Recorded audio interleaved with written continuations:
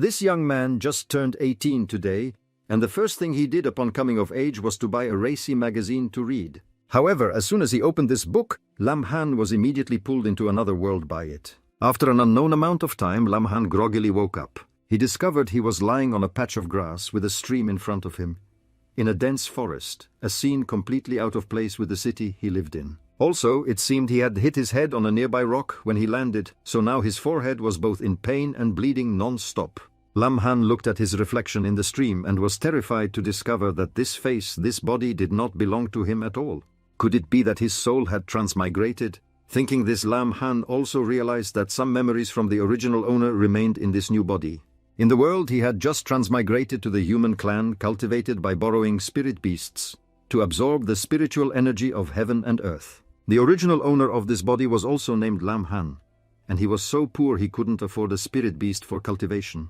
So every day he could only climb walls to eavesdrop on lessons, comforting himself that in another 2 years he could buy a Howking as his own spirit beast. That day the original owner was climbing the wall to eavesdrop as usual, when he suddenly ran into the city lord's son plotting to drug an innocent girl, because he was caught red-handed. This guy ordered his subordinates to capture the original owner, but he quickly shook them off by running to the outskirts of the city. He thought that would be the end of it, but while running across a stream he tripped and fell on a rock and died. The modern-day Lam Han transmigrated directly into this body. After receiving the original owner's memories, he couldn't help but let out a long sigh. So pitiful, isn't it? Not only do you two have the same name, but you also look very similar. Being reborn in his body has the least impact on you, so why don't you thank me already? Suddenly a strange voice rang in Lam Han's ear. At this moment Lam Han realized the voice belonged to the book that made him transmigrate, the 9 Provinces Beast Maiden Collection. His first reaction was to kick it with all his might. If it weren't for this damn thing, he would probably still be at home, peacefully getting ready for dinner right now. Lam Han had to accept that he had transmigrated and had a new life. Moreover, he hadn't been in this era for long before he encountered the first trouble left by the original owner the city lord's family had caught up to him. These guys were as persistent as leeches, and right now he was empty-handed and didn't even know how to fight. If he didn't do something, he was afraid he would be silenced. At this moment, the 9 Provinces Beast Maiden Collection flew back and forth in front of Lam Han, looking very smug. You can't escape. The only way is to sign a contract with me. Then you can borrow a beast maiden to deal with them. Although he despised this strange book, seeing the city lords' family's guards getting very close, Lam Han knew he couldn't fight them, and had no other choice but to follow the book's advice and sign a contract. Contractor Lam Han affirmed by the Supreme Immortal Sacred Emperor. Begin contract signings. As the book uttered these words, Lam Han wondered what on earth the Supreme Immortal Sacred Emperor it mentioned was.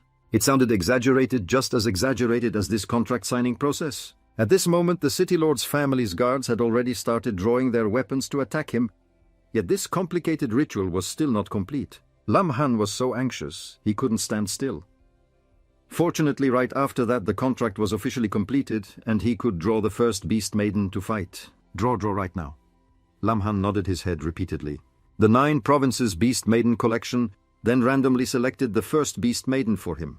Immediately a huge blazing flame shot out from the book. The 9 Provinces Beast Maiden Collection announced that he had drawn the primordial Chaos Phoenix Beast Maiden of the true fire element named Jike. As soon as she appeared, Jike gave Lam Han a flirtatious look, then greeted him with a strange title, My Emperor. And the city lord's family's guards stopped when they saw this scene, then whispered to each other, Is this a humanoid spirit beast? I heard they're a very high class. He must have stolen it. How could he have the money to buy a spirit beast, capture it, and offer it to our young master? Their noisy voices made Jike lose all patience. After all, she was a fire element phoenix, so it was normal for her to be short-tempered. Jike turned around, waved her hand to create a large flame, and instantly roasted those servants. And Lam Han was so shocked by her action that his eyes widened in disbelief. To be this powerful with just one move, it seems that book is really something good. Right after dealing with those minions, Jike once again got close to Lam Han. At this close distance, she looked even more beautiful and hot, making him unable to help but blush to his ears. My Emperor, this servant has finally waited for you. Seeing Jike's eyes that looked like they could eat him alive, Lam Han swallowed nervously, then suggested, How about we finish off those guys first, otherwise they'll still... Before he could finish his sentence, he was forcefully grabbed by Jike and pinned to the ground. Let's talk about such trivial matters later. Right now I just want to be loved by my Emperor. Let's get to the main business first. Lam Han was extremely panicked to see her pinning him down upon their first meeting, her hands already busy taking off his pants. Despite Lam Han constantly backing away, she had no intention of giving up, saying something about him being the reincarnated demon emperor, and she was his concubine, so their most important task right now was to procreate to revive the endangered demon clan. Lam Han really didn't understand what she was talking about. Even though she was truly beautiful and hot, she couldn't just pin him down and force him into this kind of thing on their first meeting, right? Not to mention he was still a virgin. So Lam Han used all his strength to hold on to his pants and took a few steps back. Wait, I'm just a normal person. How did I become the demon emperor? Still wouldn't give up explaining that the 9 Provinces Beast Maiden collection was the best proof, because in the entire world only the demon emperor could open it. My emperor, am I not worthy of your favor? Jike asked aggrievedly. Lam Han looked at Jike's pitiful appearance and really couldn't bear it. He was having a fierce internal conflict. On one hand, he felt why refuse a blessing that came to his door. On the other hand, he felt a gentleman shouldn't act rashly without understanding the situation.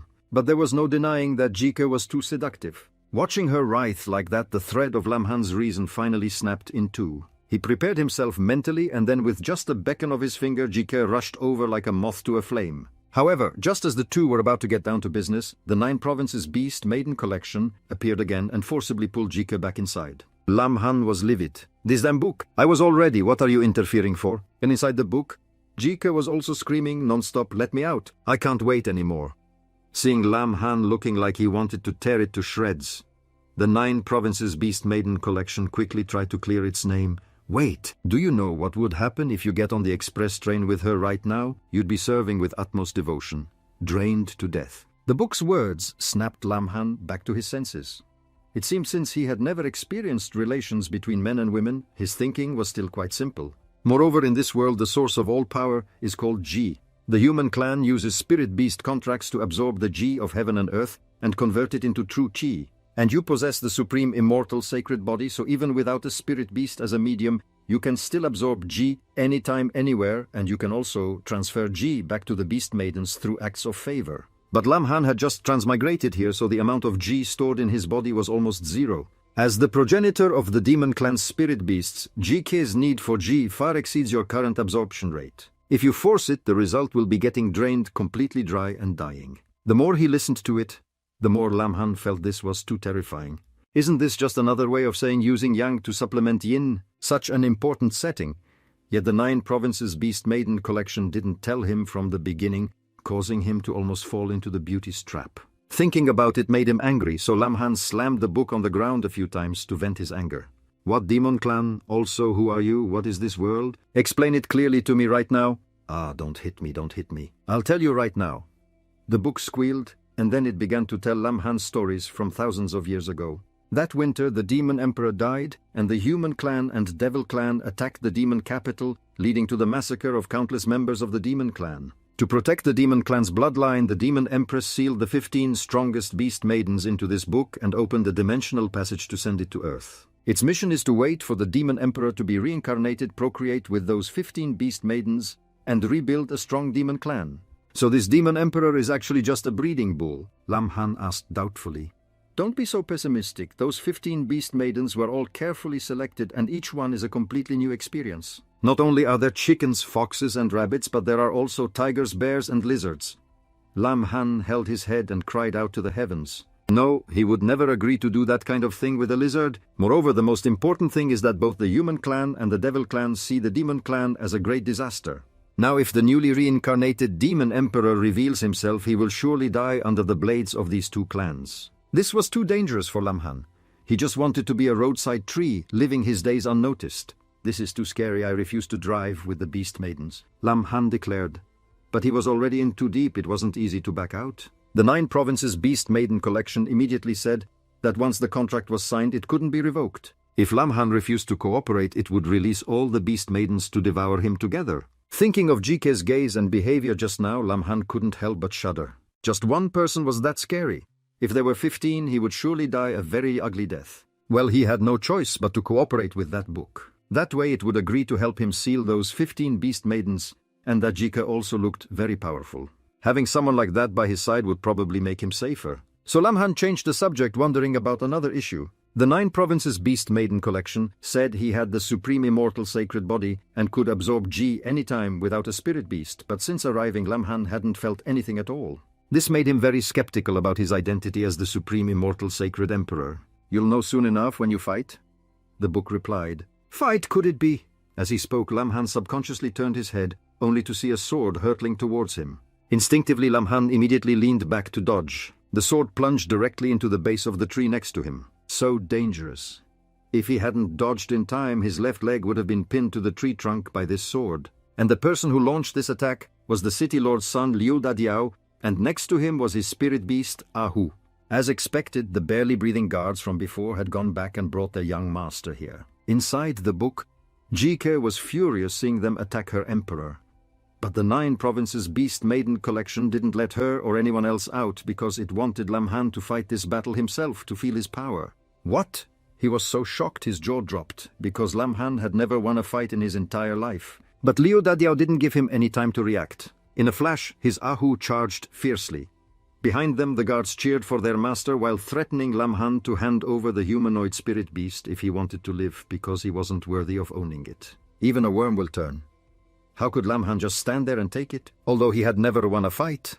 Fighting is an instinct who doesn't know how, so he clenched his fist and threw a random punch towards the tiger. And Lamhan himself couldn't have imagined that his punch was so powerful that it sent Liu Dadiao's Ahu flying. On its way, it even snapped several sturdy tree trunks. This proved that his punch was truly powerful enough to make gods and ghosts weep. Meanwhile, a beautiful girl was searching for them in the forest. "I clearly saw them go this way just now. How did they disappear in an instant?" she mumbled.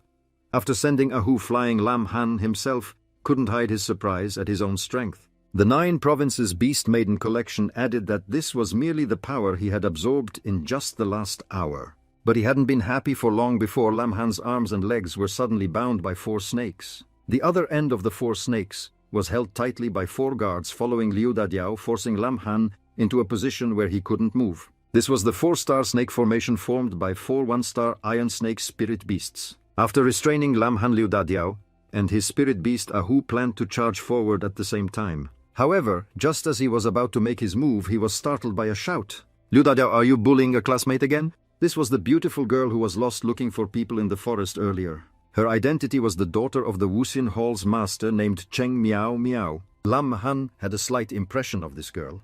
After all, she was the goddess in the original owner's heart. It seems Cheng Miao Miao saw Liu Dadiao leading people out of the city and followed them only to come across this scene. "Cheng Miao Miao, you've misunderstood. I didn't do anything." Liu Dadiao seemed very afraid of the young Miss Cheng, so he hurriedly explained as soon as he saw her. "Still trying to argue I saw you bullying a classmate with my own eyes? How can you fake that? Do you believe I'll tell your father?" Liu Dadiao quickly knelt and kowtowed to apologize to Cheng Miao Miao, saying he wouldn't dare do it again, because everyone knew this hooligan was very afraid of his father, because no matter what happened, he would beat him to a pulp first before talking. After dealing with Liu Dadiao, Cheng Miao Miao noticed Lamhan and then realized he wasn't their classmate, which made her wonder even more why Liu Dadiao was bullying him. "Yes, he's just a commoner. Of course he's not our classmate. Don't pay any more attention to him," Liu Dadiao said.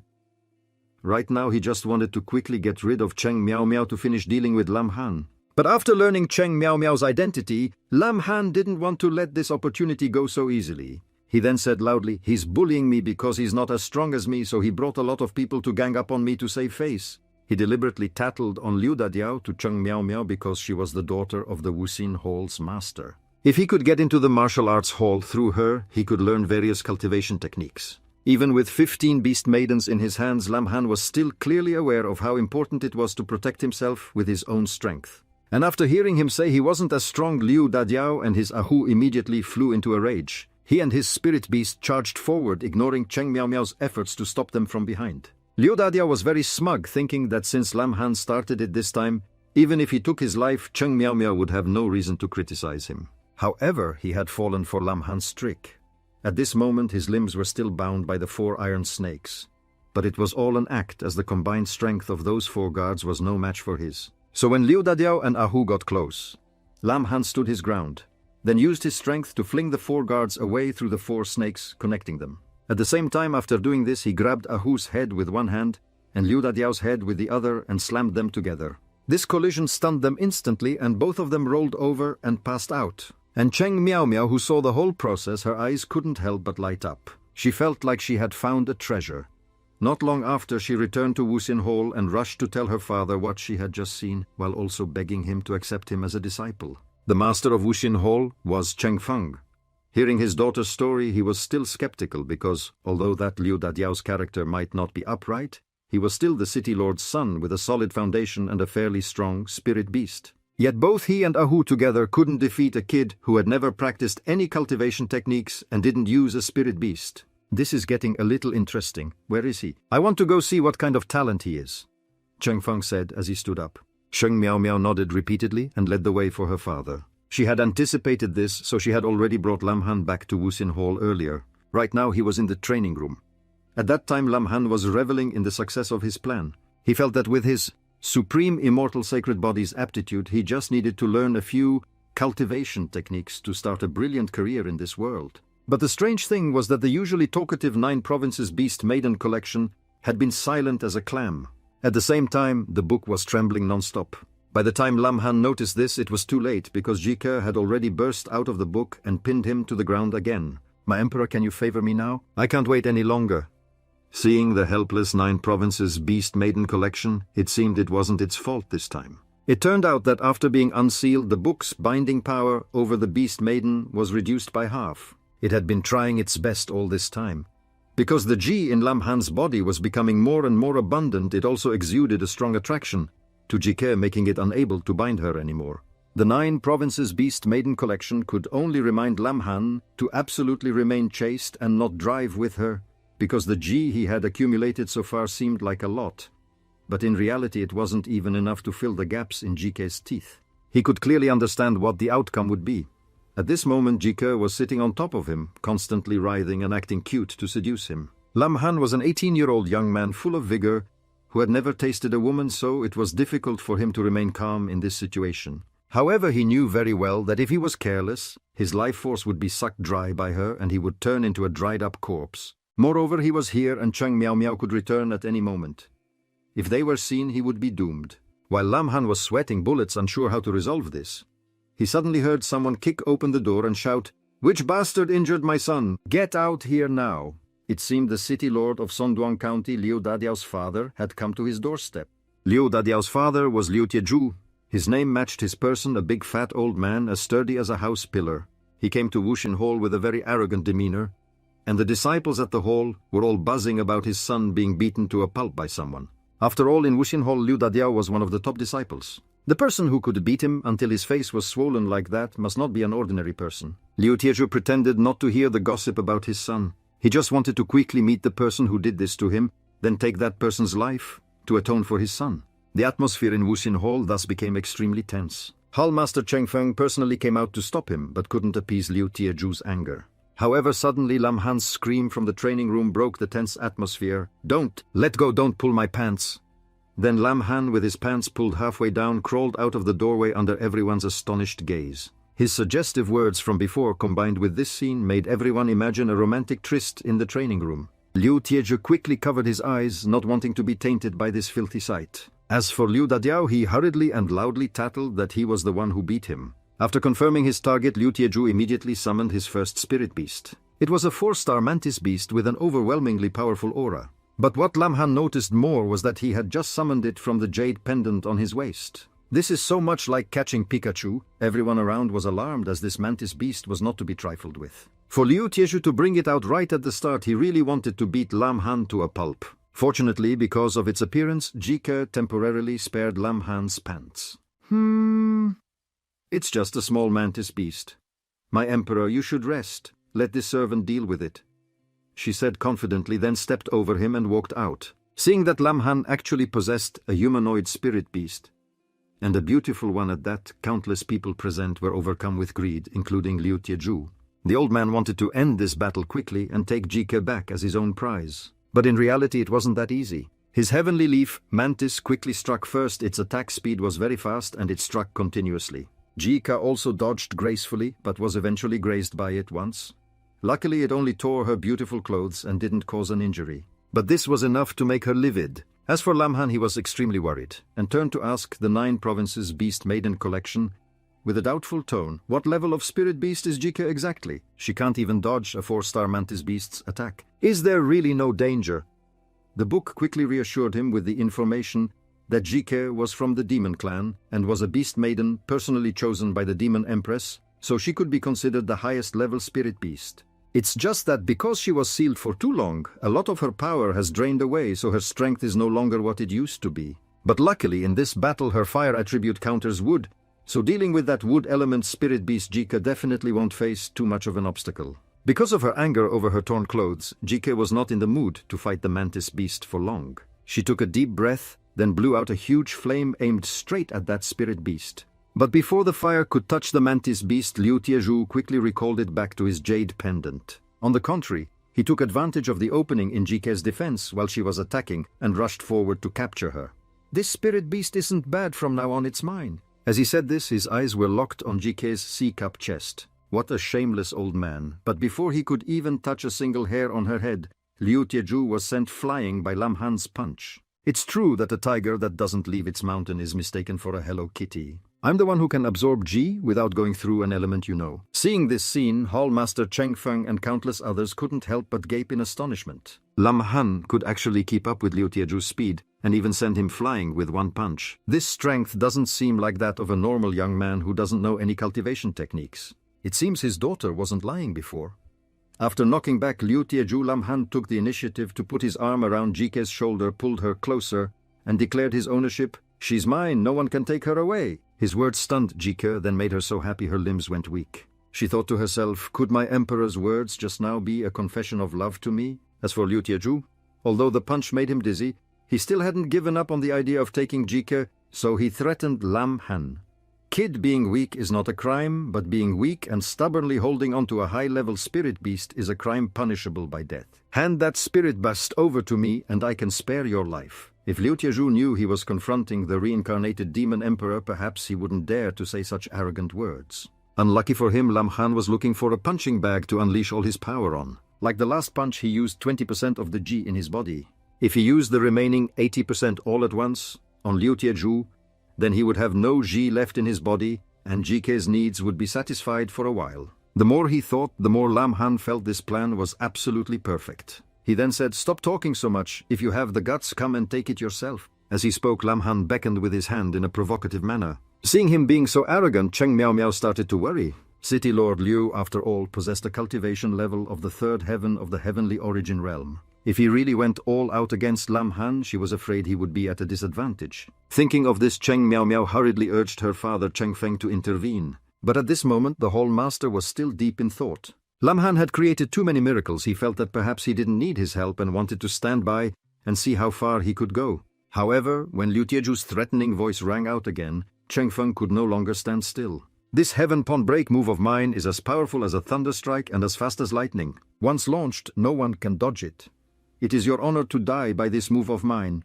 Liu Tiezhu, are you crazy using this move to deal with a young man? Cheng Feng rushed forward at this moment, but his speed was still a bit slower than Liu Tiezhu's, because the old man had already begun his attack. Looking at the opponent's move, it was indeed as fast as lightning. Instinctively, Lam Han wanted to run, but if he dodged, the heaven pond break would hit Jike, and that was not acceptable. Therefore, Lam Han decisively pushed her aside, then unleashed all the remaining energy in his body. In the end, Cheng Feng was still a step too slow and couldn't stop that crazy old man, and Liu Tiezhu's heaven pond break sent Lam Han flying backward while also destroying a whole row of Hall Master Cheng's buildings. On the other hand, when he unleashed his full power earlier, Lam Han had also forced Liu Tiezhu to take 3 steps back. This made him even more excited. This kid fought me head-on and could still make me retreat 3 steps. He really has some skill. But unfortunately, you still hit my son, so your life can only end here. Bricks and tiles, shattered dust filled the air, and Lam Han sat amidst the ruins, his whole body seemingly stuck to the wall. Everyone thought he couldn't have survived. Both Jike and Cheng Miao Miao ran over worriedly to check on the situation. However, after a few seconds of deathly silence, Lam Han suddenly screamed, it hurts so much. My arm is broken."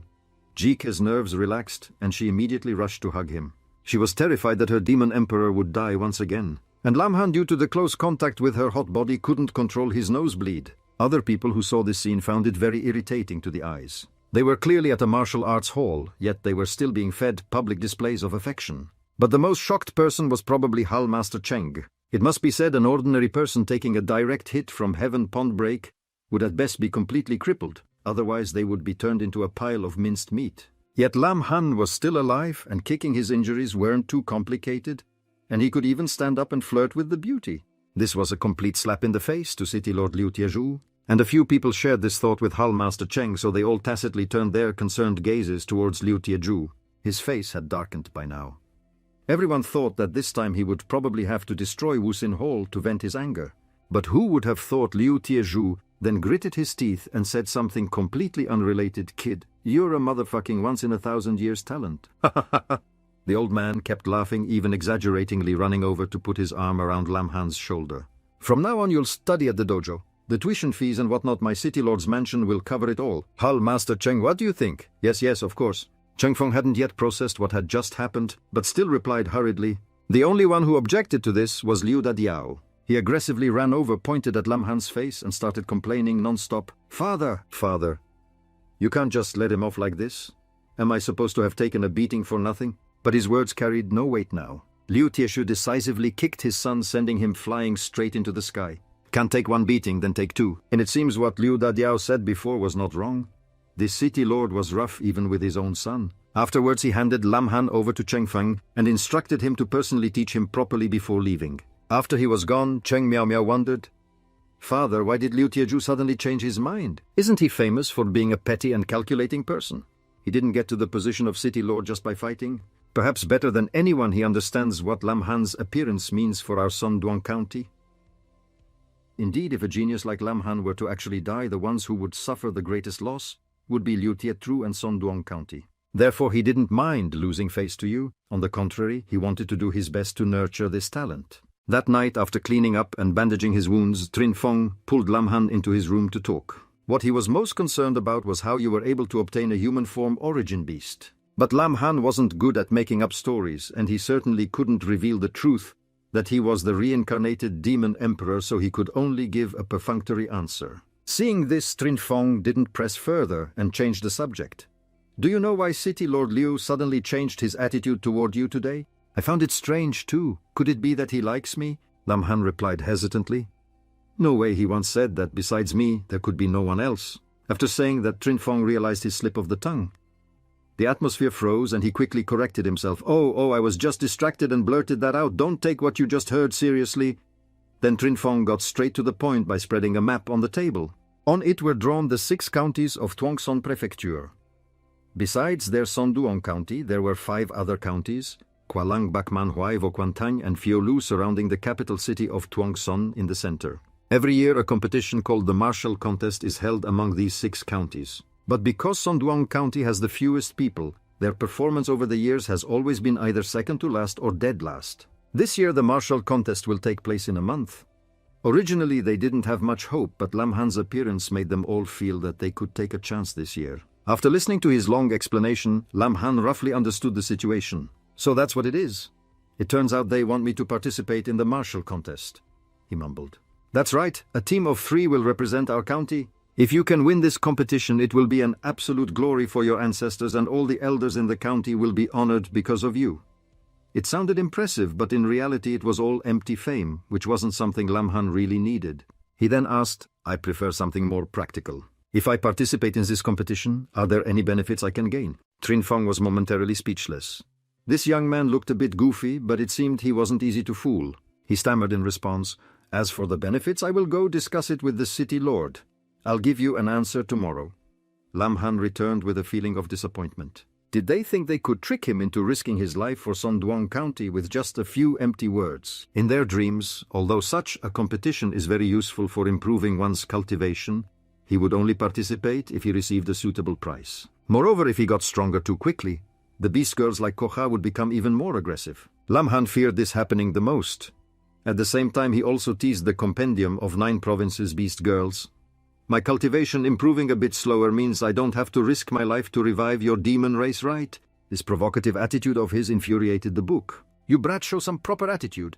After saying that, it punched Lam Han, sending him flying straight into the wall. The houses in this era didn't seem very sturdy because where Lam Han hit, some bricks and stones crumbled away just enough for him to see Trin Miu Miu bathing inside. Seeing this, Lam Han immediately panicked, hastily explaining that it was all a misunderstanding and that he had just been knocked in here by a book. But this reason was too absurd for Trin Miu Miu to believe. The image she had built of Lam Han as an outstanding young talent quickly collapsed, replaced by that of a shameless pervert who peeks at others while they bathe. The key point was that only Lam Han could see the compendium of 9 provinces beast girls, so even jumping into the Yellow River couldn't clear his name with Trin Miu Miu. In a fit of anger, she summoned her 4-star origin beast, the Lingfeng water jellyfish affectionately known as Tungu. This origin beast might look small, but its attack power was no joke. Possessing ice attribute power, it puffed up its cheeks and blew out a breath with all its might. The moment the breath left its mouth, it instantly turned into huge sharp ice spikes piercing through the solid wall. If Kocha hadn't quickly escaped the confinement of the compendium of 9 provinces beast girls and pulled Lam Han away, he would have been skewered by those ice spikes. Trin Miu Miu was too ruthless. Luckily, Kocha was a fire attribute. Otherwise, if he didn't die from being pierced, he would have frozen to death. Lam Han escaped death, but Trin Miu Miu wasn't done yet. She hastily wrapped a towel around herself and chased after them with Tungu. As they got closer, the Lingfeng water jellyfish fired another barrage of ice bullets. Kocha quickly used her phoenix fire to help Lam Han block it. Wasn't it just one look? Why do you have to be so petty? She said indignantly to Trin Miu Miu, then turned back to express her devotion to Lam Han. You don't need to look at others. As long as my emperor wants to look at me, I can satisfy your request at any time. Lam Han sighed. Good heavens, can you focus on the fight a little more? Trin Miu Miu's ice bullets were firing continuously, yet she still had time to flirt with him. Seeing that Kocha was about to be hit by the ice bullets, Lam Han could only step in himself using his fist to shatter the attack. The moment his bare hands touched the ice spewed by Tungu, Lam Han felt a piercing cold run through his body and shoot straight to his brain. The frost bullets, deflected by Lam Han, turned into a thin layer of ice on the floor. Trin Miu Miu, who was rushing forward, couldn't avoid it in time and slipped, falling backward. At this moment she was only wearing a single towel, so all her most private parts were seen by Lam Han in this position. Trin Miu Miu sat on the ground, clutching the edge of the towel, trying to cover herself, so angry that the corners of her lips trembled uncontrollably. You saw everything. In that awkward situation, Lam Han could only flash a confident smile and then play dumb. Since it's come to this, I don't want to hide it anymore. Actually, I'm blind. I didn't see anything at all. Of course, Trin Miu Miu didn't believe such a blatantly absurd lie. She even felt he was mocking her. Her anger reached its peak and she charged forward to attack with Tungu. This girl is a water attribute. If she combines with that octopus, they will launch an ice attack. If Lam Han didn't handle it properly, he could easily lose his life. Fortunately, at this moment, Hall Master Trin appeared just in time. What are you all doing? Are you trying to destroy the Votam Hall? Seeing her father, Trin Miu Miu stopped and put on a tearful face. She aggrievedly pointed at Lam Han, accusing him of being a pervert who peeks at others bathing. She was the one who brought Lam Han to the martial hall, and now she was the one kicking up a fuss, demanding Trin Fong to kick him out. Hall Master Trin calmly landed and told his daughter to go back to her room and get dressed properly first. I've witnessed the entire process. Don't worry, father will definitely get justice for you. Trin Miu Miu answered yes and left in humiliation. At this moment, Trin Fong's gaze shifted, fixing on Lam Han with a fierce expression. Lam Han, do you have anything else to say? Lam Han sighed helplessly. Who told him to possess that compendium of 9 provinces beast girls? And what's more, only he could see it. In that case, how could he possibly explain it properly? But suddenly something flashed in Lam Han's mind. Wait a minute. Trin Fong said he witnessed the entire process, which means he's been on the roof watching the show this whole time. This is not good. Lam Han vaguely realized the other party's intention. He wanted to use this matter to pressure him, to force him to participate in the martial contest. Although he knew what the other party was plotting, Lam Han couldn't avoid it. After all, there was no way to properly explain the fact that he saw Trin Miu Miu bathing. So Lam Han had to compensate for the girl's reputation by agreeing to participate in the 6-county martial contest. Having achieved his goal, Trin Fong couldn't stop grinning. It was a waste that just yesterday Lam Han had considered him an upright gentleman. Now it seemed he was just a cunning old man. Specifically for that martial contest, each county needed 3 people to form a team. Lam Han was one, Trin Miu Miu was the second, the brightest star of Votam Hall, although yesterday's incident still made her resent him. Didn't you say it takes 3 people to form a team? Who's the third person? As soon as Lam Han finished asking, the main door was kicked open and a laugh more familiar than ever hit his eardrums. Kid, although you were lucky to escape with your life once you joined my team, you won't be so lucky anymore. As the team captain, I will definitely train you ruthlessly. And indeed it was this guy Lu Daidieu. However, he didn't get his wish because Trin Fong announced that this year he would let Lam Han be the team captain. After all, he was the most powerful among the three. The tables turned too quickly. Lam Han slyly tapped the leather whip in his hand using the same sentence Lu Daidieu had just used to threaten him back. Looks like I should give you some ruthless training, huh? Lu Daidieu threw a fit. He couldn't accept this because he had been the team captain for the past 3 years. He even threatened Trin Fong that he would report this to Liu Tietru, but he still had to cruelly bring this arrogant guy back to reality. You can go ahead and tattle, but the city lord will probably support my decision anyway. Don't forget who your father beat you into the sky for yesterday. Lu Daidieu was immediately speechless because Hallmaster Trin was too right, he couldn't argue. Trin Miao Miao, who had been silent until now, finally spoke up because she found him so annoying, her tone extremely harsh as if she was taking out her anger for Lam Han on Lu Daidieu. Losing for 3 consecutive years and you still have the nerve to call yourself the captain. If you agree, stay. If not, get lost. Compared to Hallmaster Trin Fong, Lu Daidieu was more afraid of this she-devil. The moment she shouted, his face turned pale. I was just casually asking. I agree, I definitely agree. Even though she had scolded Lu Daidieu, it didn't lessen Trin Miao Miao's anger. After thinking it over, she decided to lash out at Lam Han again.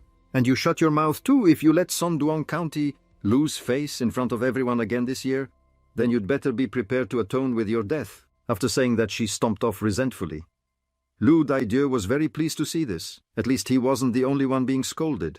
It's just that yesterday, Trin Miao Miao was wholeheartedly defending Lam Han. But now she looked like she wanted to tear him to pieces, making Lu Daidieu wonder what he had done to offend her. Oh, it's just a small misunderstanding. Last night when she was bathing, she wasn't careful and I saw everything, Lam Han replied nonchalantly. A giant question mark immediately appeared, and at the same time, countless steamy scenarios between the two flashed through his mind. Lu Daidieu's mood at this moment was hard to describe in just a few words. His goddess was seen completely naked while bathing by someone else. After processing the issue, Lu Daidieu was so angry his head was steaming. But before he could settle the score with Lam Han, Trin Fong interrupted the young people's conversation. All right. The competition is only a month away. You must prepare well. A very important factor in battle is to have sufficient troops and supplies. Therefore, he told the 3 of them to go to the outskirts to Dai Hong Mountain to gather medicinal herbs to prepare for refining some pills, and also as a way for the 3 teammates to get to know each other. And so this seemingly mismatched combination headed towards Dai Hong Mountain together. Along the way, Lu Daidieu kept nagging Miao Miao, I heard that this is the time when the ironback bears appear. But don't worry, I will definitely protect you completely. My Aho upgraded to 3 stars last night. No need, Trin Miao Miao replied coldly. She only wished she could kick this guy far away right now. Despite being harshly rejected by the beauty, Lu Daidieu didn't give up. He arrogantly told Lam Han to go left and gather herbs by himself so he could have some private time with Trin Miao Miao on the right. Lam Han naturally agreed. He just didn't expect that Lu Daidieu, the young master of Sonduong County, would stoop to being a simp to win the favor of the Votam Hall master's daughter. It was truly disgraceful. Lam Han actually quite liked going alone like this because then he could communicate freely with the Compendium of 9 Provinces Beast Girls without being seen as a madman. Not long after separating from the other 2, the book appeared as expected, dancing incessantly in front of him. Do you want to try refining the royal family's special great tonic? You're in your preparation phase right now, so trying this tonic will be greatly beneficial. Hearing that there was a good tonic, Lam Han naturally wouldn't refuse this opportunity. All right, tell me what herbs are needed, and I'll go find them right away. Dai Hong Mountain lived up to its reputation as a place with abundant spiritual energy.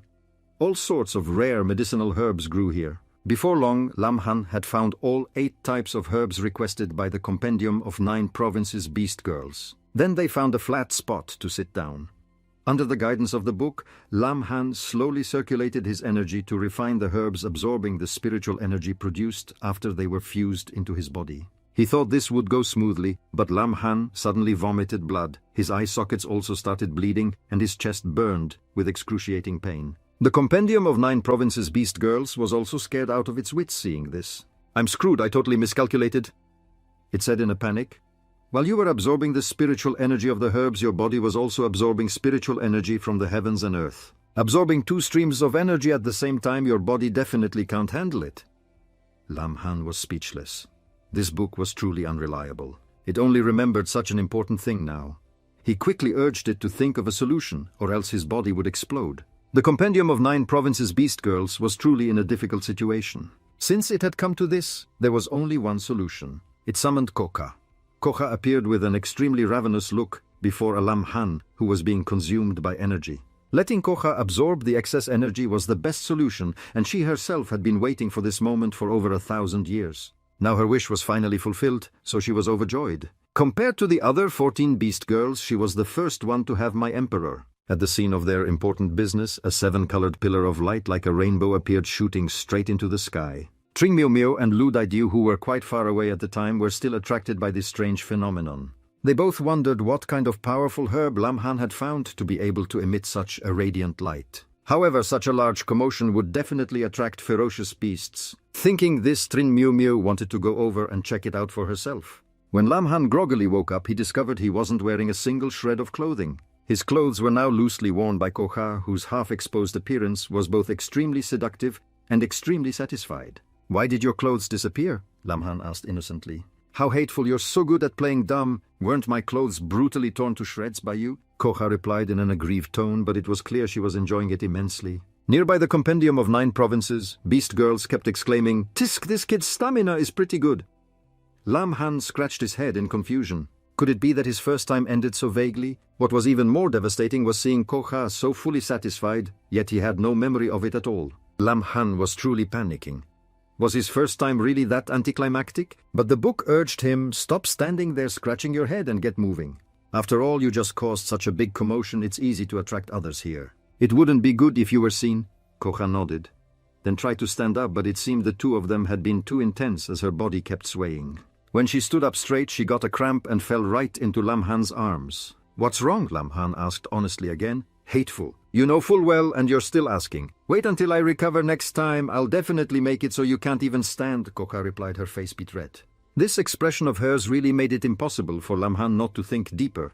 "For now, I'll take my leave to rest." As soon as she finished speaking, Soha turned into a red jade pendant. The Compendium of 9 Provinces. Beast girls explained that from now on Lam-Han could use this origin beast jade pendant to summon her just like Liu Tietru did yesterday. This time Koha almost couldn't handle it. It seems she's received great benefits. As the book said this, Lam-Han sensed something unusual. "Someone's coming." He jumped off the cliff. This action scared the Compendium of 9 Provinces beast girls, but of course Lam-Han wouldn't do something foolish. His feet landed on a very narrow protruding ledge, and he used his hands to cling tightly like a spider on a wall.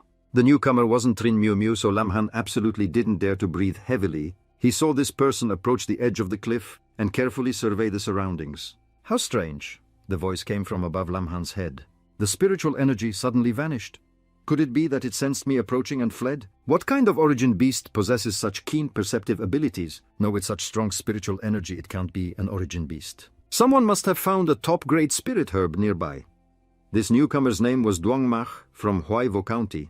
It seemed Duangmach was a suspicious and cautious fellow, because even though he saw no one around, his eyes kept darting about, finally stopping on a bush not far away. Without a word, Duangmach immediately launched an attack in that direction. "Who is it? Come out!" The boulder behind the bush was shattered into 100 pieces by his attack. Behind that rock were Trin Miu Miu and Lu Daidiu hiding. Seeing them, Duangmach sneered. "I was wondering who it was.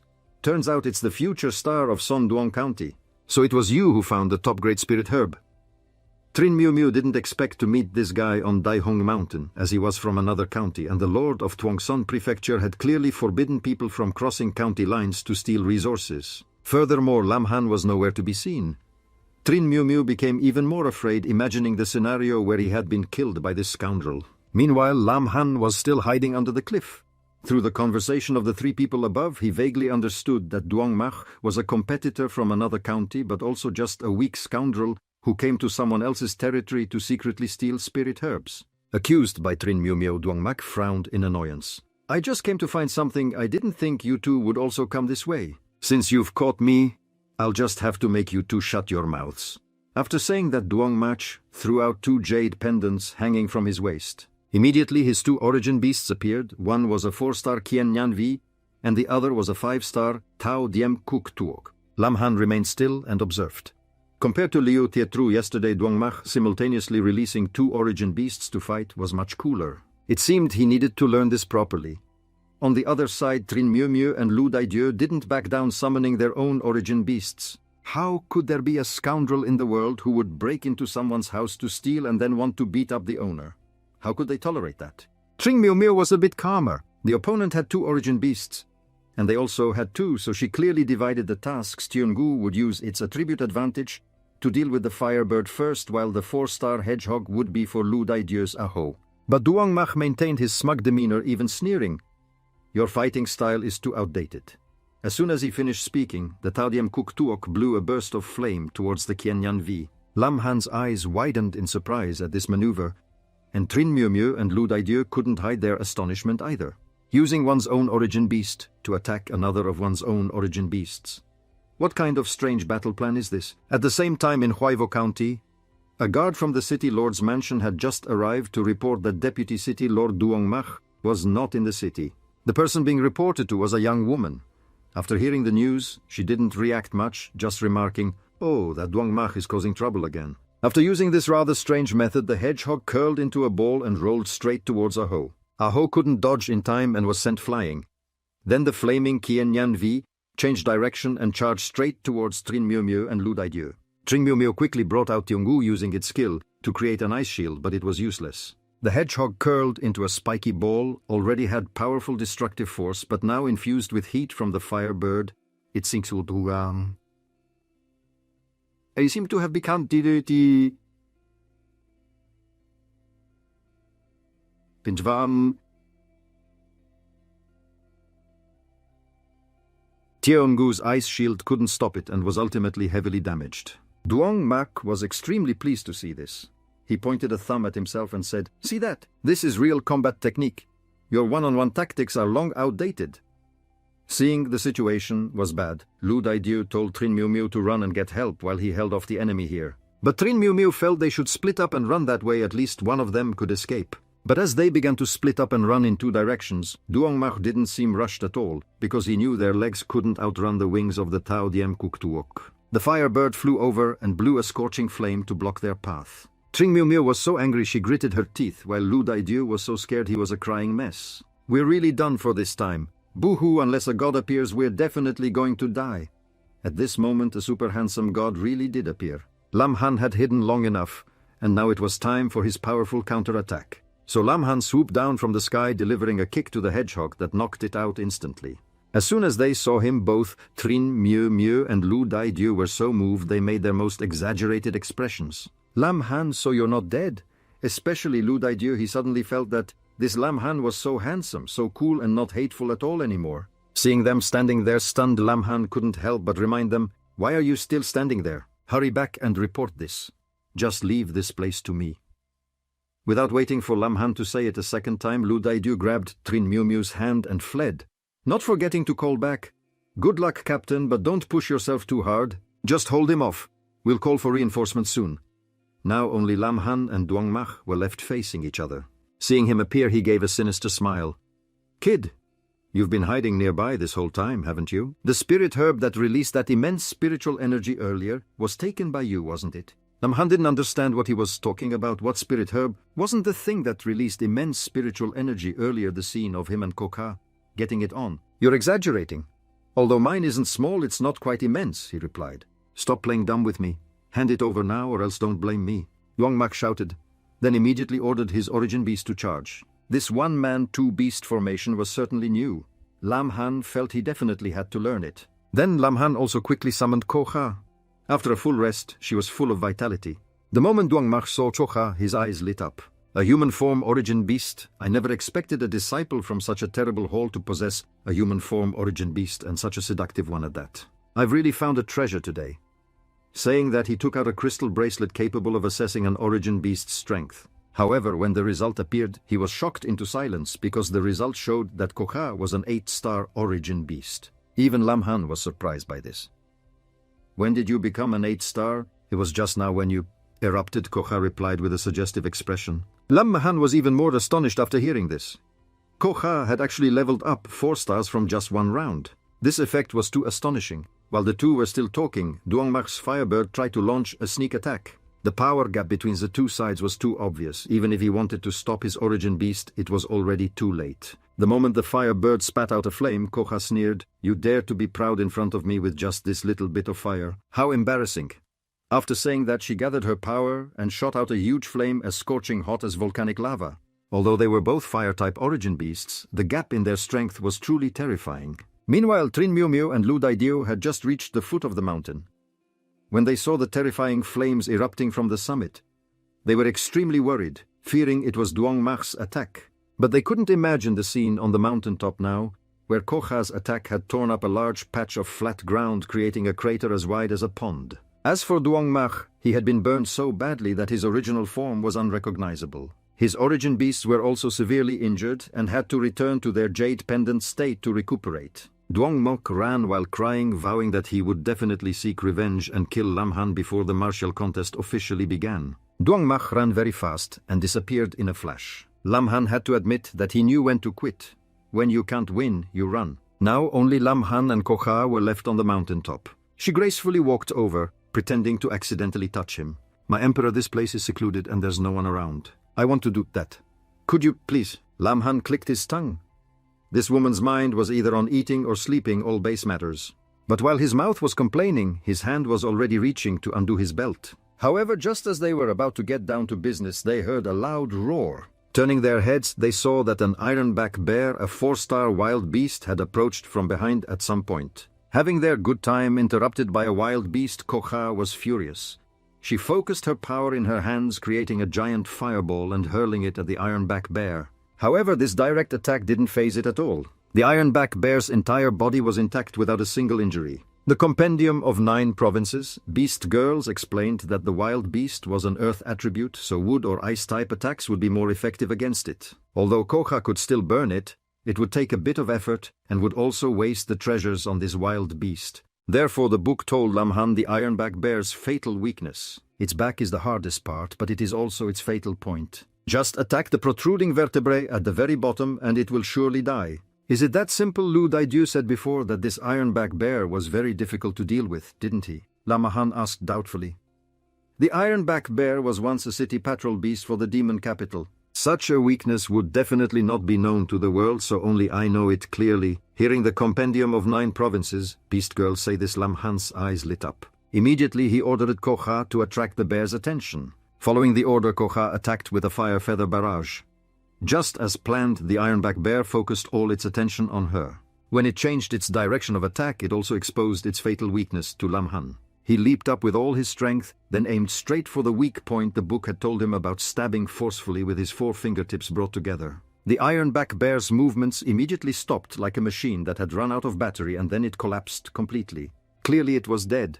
It's just that this ironback bear wasn't the only one, because from deep within the forest they were coming in a pack. However, to Lam Han, this was not a threat, but rather an opportunity to get rich. Meanwhile, Trin Miu Miu and Lu Daidiu had returned to the martial hall. They hurriedly recounted the ambush on the mountain, but Liu Tietru just sat there chilling and drinking tea, because he knew Duong Mach was no ordinary person. Recently, he had been exceptionally promoted to become the Deputy County Lord of Hoaivo County. But anyone who wants to become the Deputy City Lord must be appointed by the City Lord for it to be valid. This also means that Yang Mai's backer is the Prefecture Lord.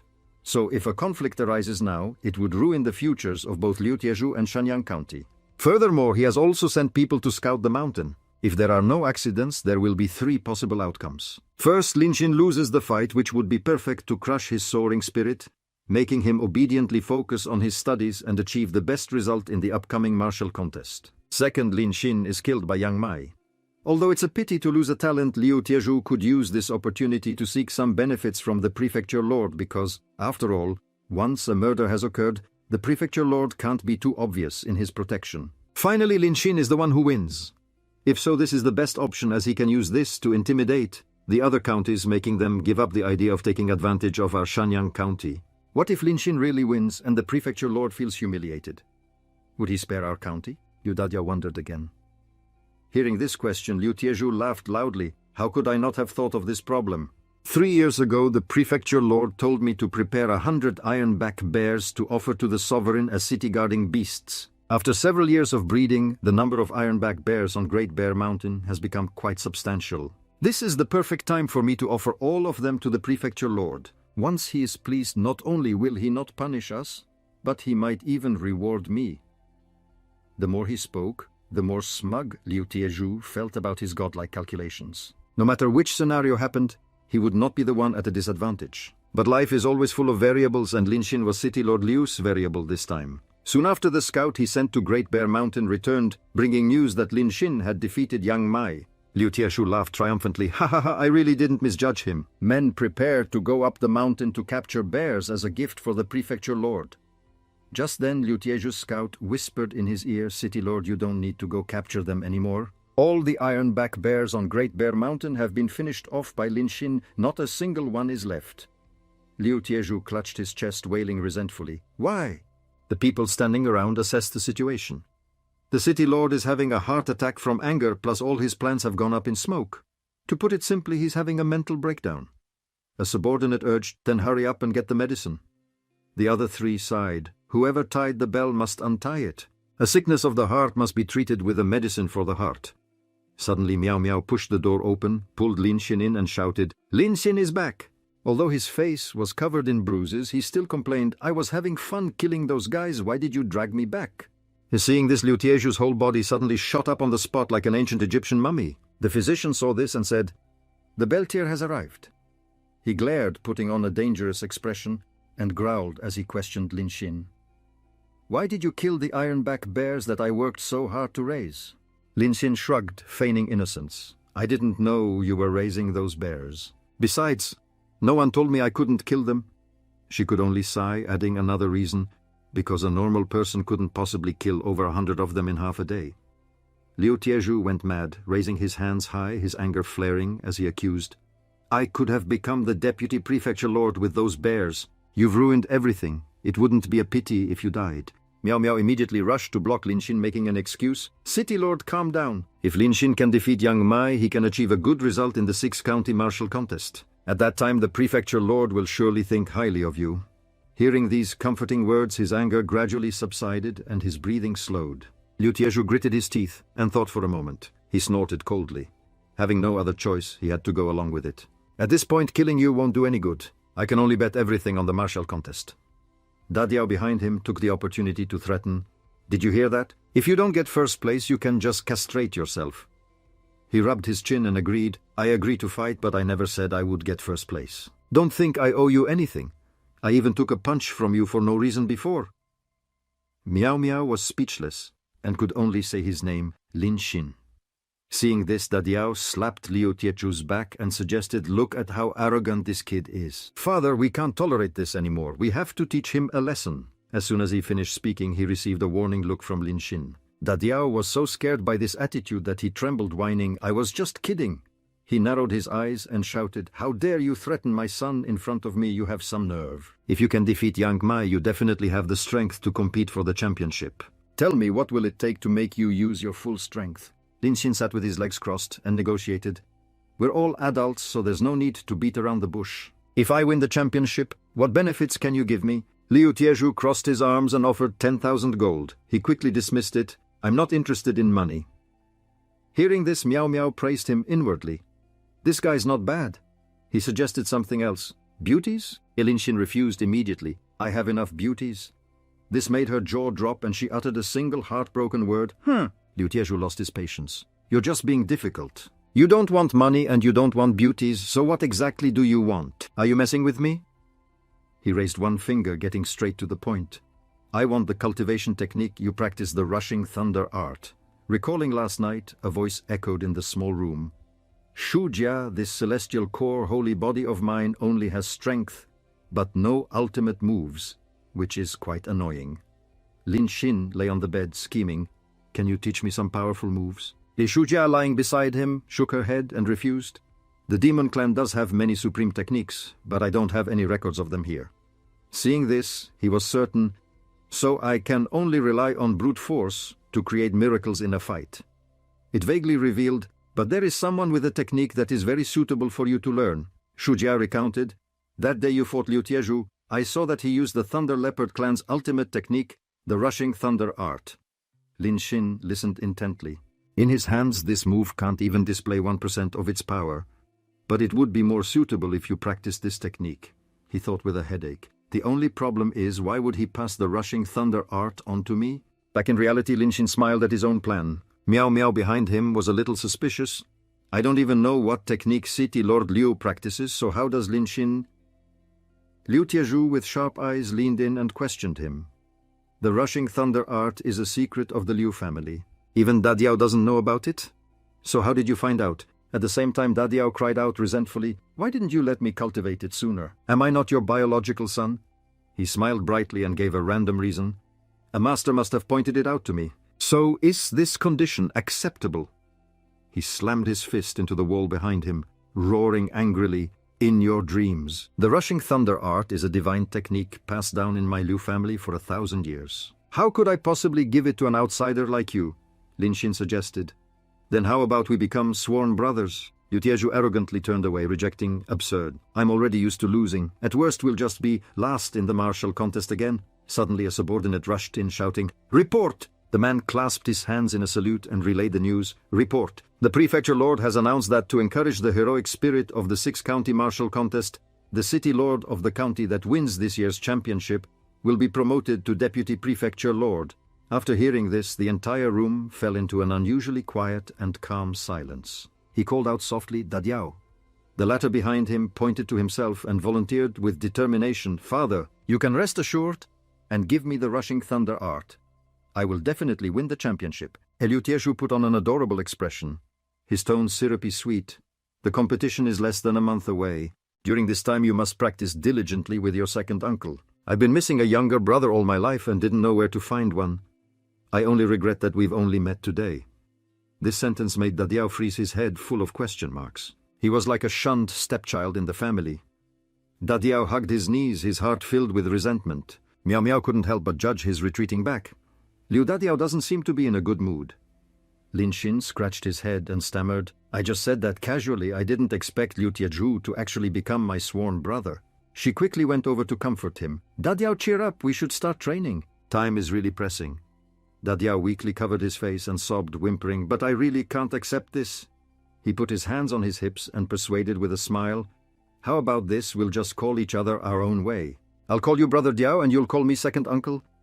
He refused, turning back with tears and snot streaming down his face to argue, "I'm still the one getting the short end of the stick." And suddenly a familiar voice called out, "Young people." Attracting their attention, Liu Tiezhu, with the mindset of a proper deputy prefecture lord in custom-made training clothes, urged, "We must seize the time. Don't waste your youth on idle chit-chat. Let me train with you." The other two were unimpressed by his potbelly. Lin Xin mumbled, "I really want to gouge my own eyes out. Isn't Hallmaster Cheng supposed to be training us?" He twirled a green coin in his hand, smiling smugly. "Cheng Feng is too soft-hearted, he won't achieve anything. As the competition's prize increases, so will the difficulty." A second later, Liu Tiezhu clenched it and declared, "Therefore your training will also be intensified?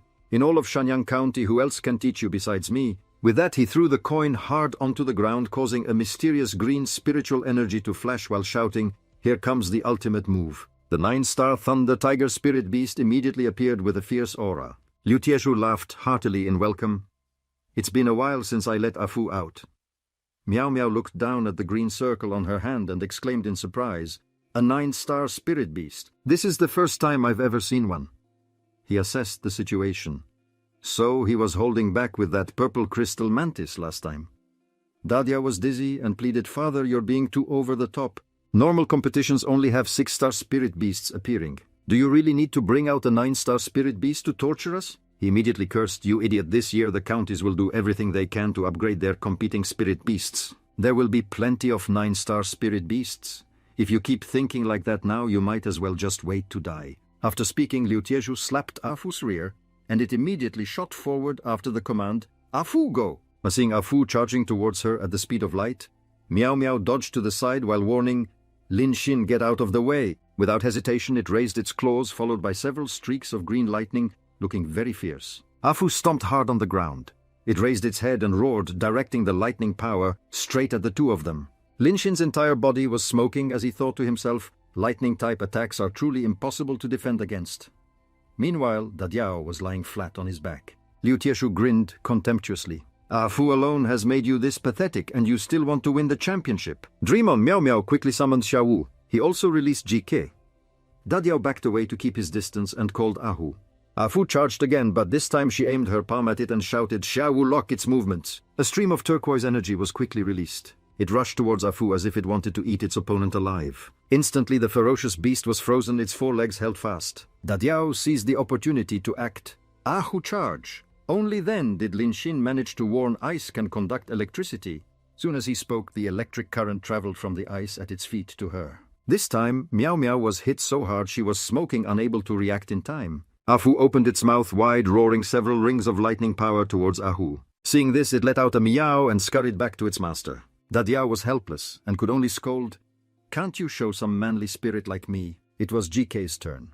She aimed her palm forward, creating a blazing red flame vortex. Liu Tieju was a bit confused, muttering, "You have to pay attention to attributes and levels. A fire-type spirit beast can't injure a high-level lightning-type spirit beast. Training with you idiots is really a waste of my time."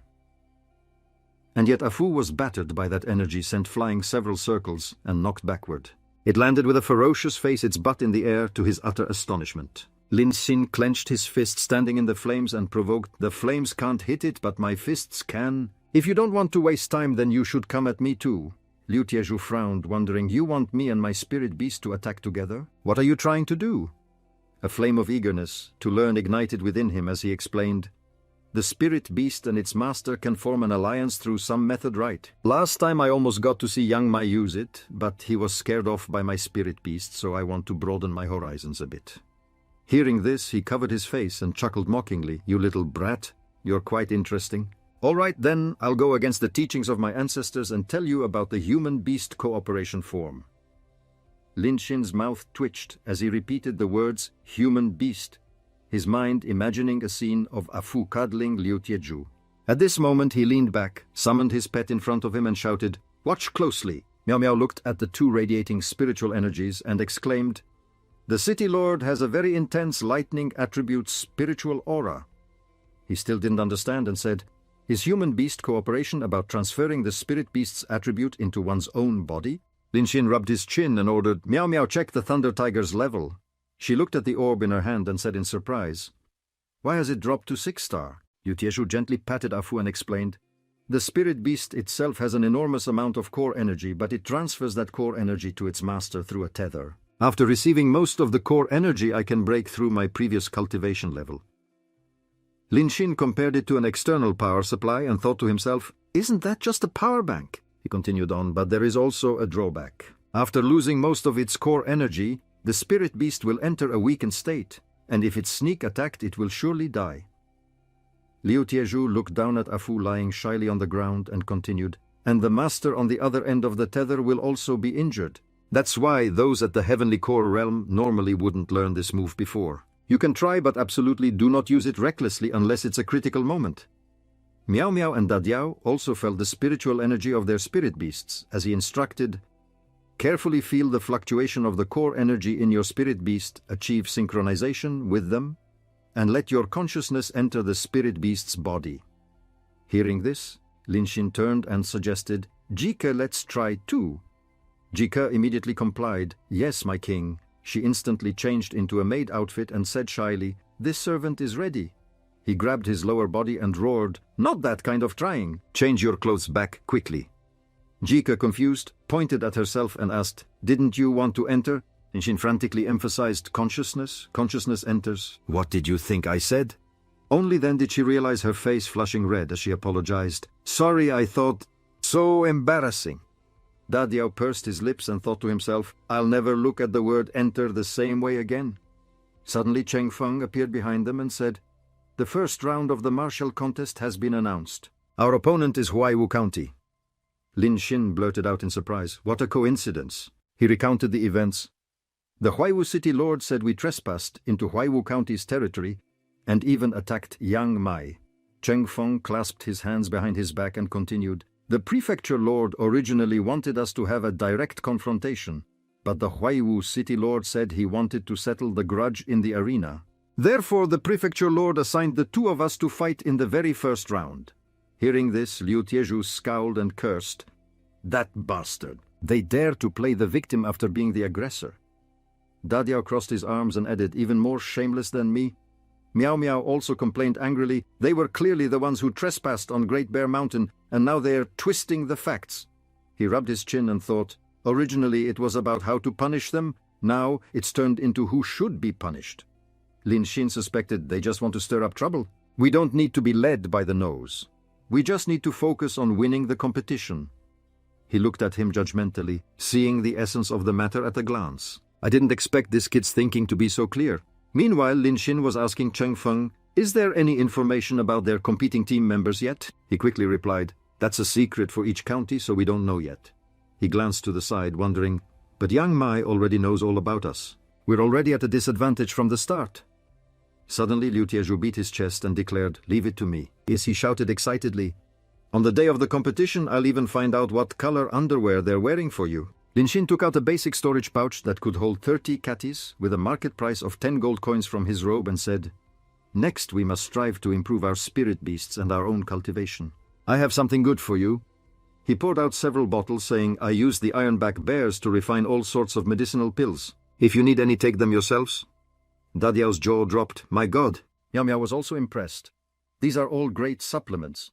Liu Tiezhu threw himself into Cheng Feng's arms, crying as he softly called, my ironback bears. My deputy prefecture lordship?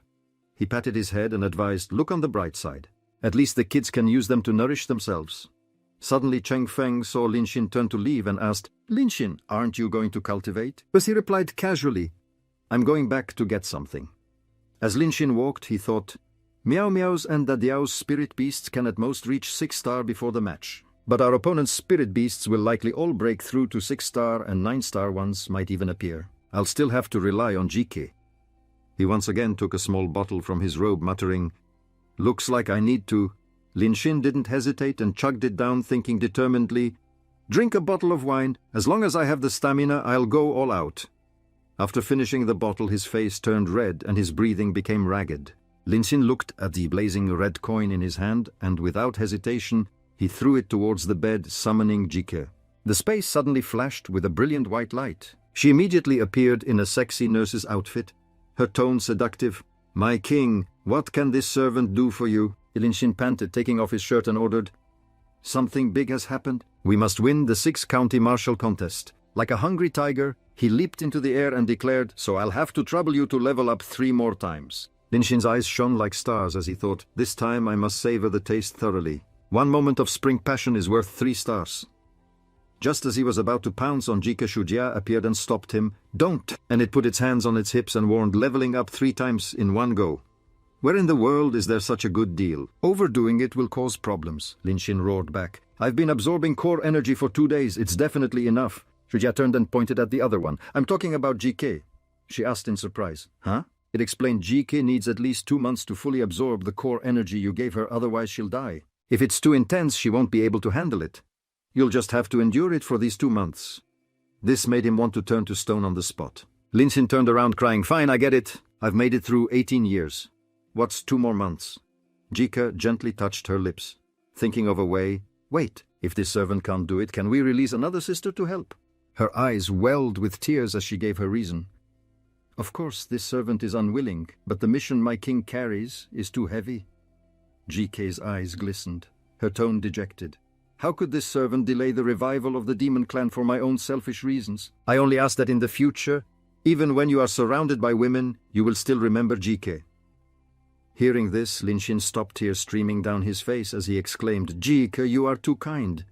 He rushed to embrace her. Jika whispered, although it's a good idea, it's not possible. Lin Xin asked, in confusion, why? Shujia interrupted.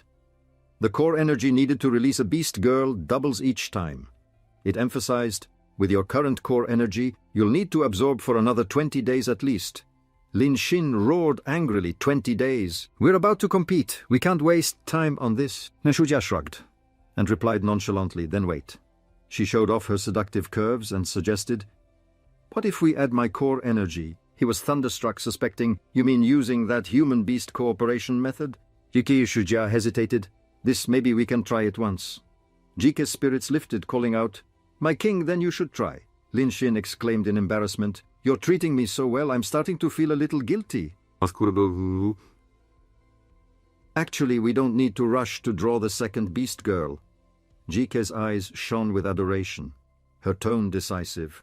When you participate in the martial contest, it's definitely better to have more spirit beasts. In spirit beast battles, attribute counters are extremely important. Having one more attribute type gives you a better chance of winning.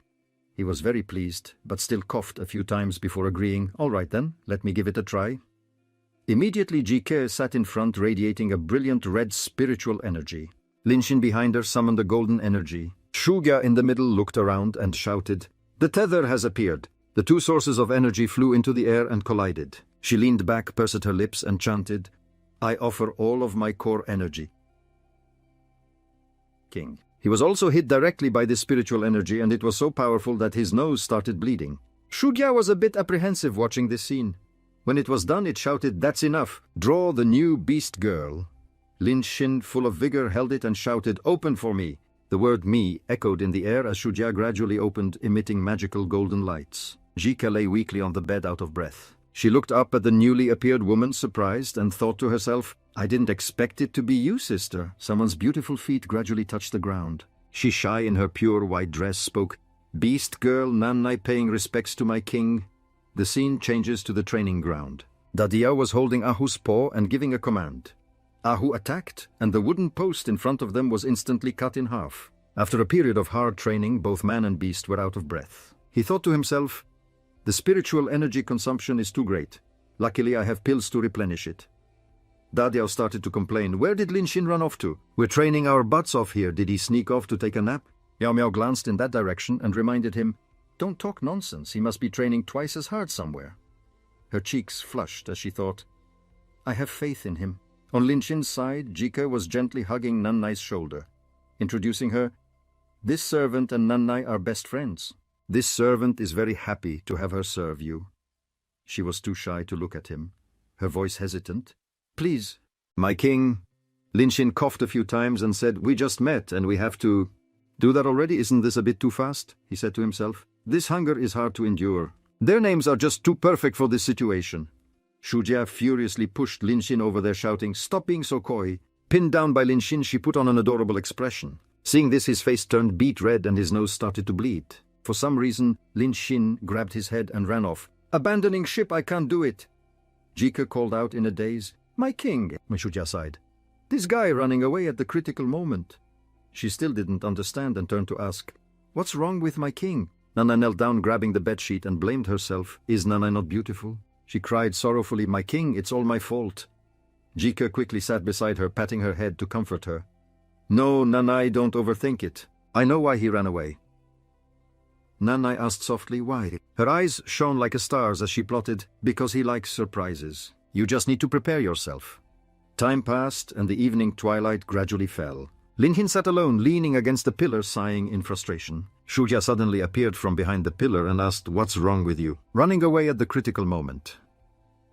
He held his head and admitted, "Shujia, although I'm a pervert, I'm not that casual of a person." Linshin scratched his head and gave a reason. "At least after we get to know each other. On our first meeting, I really can't do it." It smiled in praise. "Impressive. I didn't expect you to be a man of such principles. Worthy of the reincarnated demon emperor, very virtuous." Shujia advised, "But Nannai is an introverted and sensitive child. Your sudden departure will make her feel extremely guilty. You should go back and explain it to her clearly." He had no choice but to agree. "This? All right then." Linshin quickly returned. He stood before the door and mumbled, "Once it's said, can I take it back? Xiaokisi is already an ice attribute. Drawing another ice attribute is a bit redundant."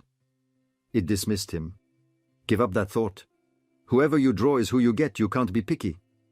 Linshin sighed, pushed the door open, and called softly, "Nannai." At that moment, the two of them were changing each other's clothes. Jiga complained, "You should knock before entering." He embarrassedly covered his eyes and shouted frantically, "Sorry, I didn't know you were changing." Nannai also grabbed the hem of her dress to run away, crying out, "So embarrassing," when the one below warned Naina, "Don't move." Out of inertia, she trembled and tripped, letting out a yelp, "Ah!" Hearing this, Linshin peeked and asked loudly, "What's wrong?" And it turned out the two of them had fallen on top of each other in a somewhat ambiguous position. His eyes lit up, nose bleeding profusely as he thought, a pear blossom pressing on a crabapple. "How can anyone handle two girls playing like this? To get through this, I can only say I didn't see anything." Seeing this, the two beauties cried out in alarm. My king, why is your nose bleeding? It's all my fault. Unbeknownst to them, an intruder had broken in on the roof outside the room. In the small room, Nai knelt and offered a handkerchief to wipe Lin Xin's nose, saying softly, Nai understands your intentions. Nai will try her best to perform until you like Nai. He looked at that seductive body, his mind went blank, and he could only reply softly, Okay. Jika was happy to see them getting along. It's so wonderful to be able to serve you alongside Nai. Suddenly her eyes darted to the side as if she had detected something strange. Jika shot forward shouting, My king, be careful. Something is approaching very fast. Instantly a vortex outside was crashing through the window to get in. She quickly launched a fire shield towards it, scoffing, trying to sneak attack. Not a chance. Jika's energy immediately enveloped the strange, sharp, continuously spinning object. She didn't give up, aiming 2 fingertips at it and shooting out a fire lotus letter. Just like that, small sparks followed Jika's tiny fingers, shooting out wherever they moved. Seeing the imminent danger, Nai also rushed up to help. Xiaoke, I'm here to help you. Seizing the opportunity, the stranger instantly flew at the speed of light behind Lin Xin and whispered, Got you. Hearing that voice, the 2 beauties turned their heads, their eyes widening as they screamed, Ah! The person wasted no time and leaped high into the air, carrying him. Jika and Nanna called out worriedly, My king, my king. And the 4 of them jumped up to the rooftop together. Jika said, Let him go. The person reached for his neck scornfully. You can't even defend against a sneak attack of this level, how ridiculous. Lin Xin glanced over and questioned, Who are you? And the person quickly summoned the 6-spirit revolving bird. Following its master's call, it transformed into a revolving bird and flew out while replying, Who I am is not important. What's important is that you have wasted the expectations I had for you. He was still puzzled. Why did you want to attack me? And the person tightened their grip on Lin Xin's neck again, making him cry out in pain. It hurts, hero, spare my life. GK, full of fighting spirit, threatened, If you dare to mess around again, I won't be polite with you. The stranger glanced over and questioned, Who are you? How can you have 2 humanoid spirit beasts? Lin Xin hesitated, pretending to confess, The city Lord gave these to me. He told me to perform well and bring glory to Shanyang County. Hero, just treat me like a fart and let me go. The person dismissed him. He thinks he can order me around. I just came to test your level. The stranger continued, You have greatly disappointed me. In the future, I will deal with you bit by bit in the arena. He turned his head and hit a nerve. So, you're one of the 3 contestants from Huaiwu County. If you assassinate an opponent before the competition, Huaiwu County will be disqualified, right? And the stranger used more force and roared, You're about to die and you're still talking tough. Now I only need to move a finger to crush you. But this time Lam Han's whole body emitted a brilliant golden energy that lit up the sky. He snarled and yelled, Get lost! Koha then realized that so my king was deliberately pretending to be weak to lure him into talking. Namnai exclaimed happily, My king is so wise. He turned his head back and said smugly, Even if I can't disqualify you from the competition, crippling one of Huaiwu District's great generals first is still a good thing. The tightly sealed clothes were instantly set ablaze by the fire. It turned out that person was Bah Hop. Her voice trembled, I can't believe you dared to trick me. Lam Han exclaimed in confusion, It's a girl. At the same time 2 people ran over, calling out, Lam Han, what was that sound just now? Bah Hop was out of breath. Her face flushed as she requested, Come over here for a moment. Quick, hold me tight. The scene changes to the edge of the roof. Daidiu was peeking up to observe the situation. He was being supported by Aho to look around, but only found a strange hole. There's no one, but there's a hole in the roof. Miu Miu wondered, could it be that Lam Han had another breakthrough? Finishing her sentence, she ran off saying, I'll go get someone, you go up and search carefully. Daidiu also slowly climbed onto the roof, agreeing, okay. On the other side, Bah Hop was tremblingly sending a telepathic message, Don't! She and Lam Han were in the gap between the room and the surrounding wall. Bah Hop frowned and whispered, Don't move around. While holding her side, I can barely breathe anymore. Lam Han's face turned beet red as Bah Hop's charming bust pressed against his face. He thought back to the scene of her begging just now. Although Lam Han had refused, I can't let Miu Miu see me, she had pleaded. Just hold me and run away first. Back in reality, he silently wondered, just what is this girl's background? Then Bah Hop bit her lip and moaned, You. Her whole body was drenched in sweat. Bah Hop reminded him, Don't move around, my leg is numb. Lam Han sighed and had to comply. All right, I won't move. Suddenly a voice came from the roof right above their heads. Strange. I clearly heard a sound. This made her quickly cover his mouth. It turned out to be Dieu talking to himself. This guy flew away. He felt dizzy and prayed silently, form is emptiness, emptiness is form. Brother, don't. Being in this situation, Lam Han could only blame his fate. I'm screwed. My destiny is in my hands, not heaven's. Its destiny is in its hands, not mine. Shh. Bach-hop removed her hand from his mouth. She opened her eyes wide with suspicion. This is... Bach-hop's pupils dilated to their maximum, sweat pouring down endlessly. The sky seemed to answer his words with a loud clap of thunder. Dieu on the roof was startled and complained, "What is this devilish weather? And thunder too." He had no other choice but to quickly leave. "Forget it, I'll go back first and we'll talk later." It was a powerful slap straight to Lam Han's face, accompanied by the condemnation, "You pervert." Her face was flushed red as she hugged her body and scolded, You dare to take advantage of me?" He was hit so hard he fell to the ground, frantically reaching out his hands to explain, "I didn't do it on purpose. This is a normal male reaction." Bach-hop wouldn't listen. She raised her hand again and snarled, "Still dare to make excuses." Just then a voice called out from the distance, "Lam Han." He immediately recognized the voice. "Miu is here. You should run quickly, don't let her see you." Bach-hop panicked and flew away, not forgetting to leave a final word, "You just wait. We're not done yet." Seeing this, he let out a sigh of relief, thinking to himself, "What bad karma." Miu ran up from behind and asked worriedly, "Where did you run off to just now?" "What happened?" After a minute, Lam Han shyly scratched his head and recounted, "There was a guy who wanted to assassinate me." "But speaking of which, Miu, do you have any friends in Huaivo district?" "A girl with a wind-type beast. Trin Fong and she were surprised, immediately guessing it was Bach-hop. He asked curiously, "You all know each other?" Miu put her hands on her hips, her tone sulky. "Go ask my father. Father is closer to this woman than to me." He gave a forced laugh and denied it. "I haven't seen her in many years either." She coldly punched the wall, causing it to shatter. Her tone made the two men want to cry out, "Sneaking around only knowing how to be secretive."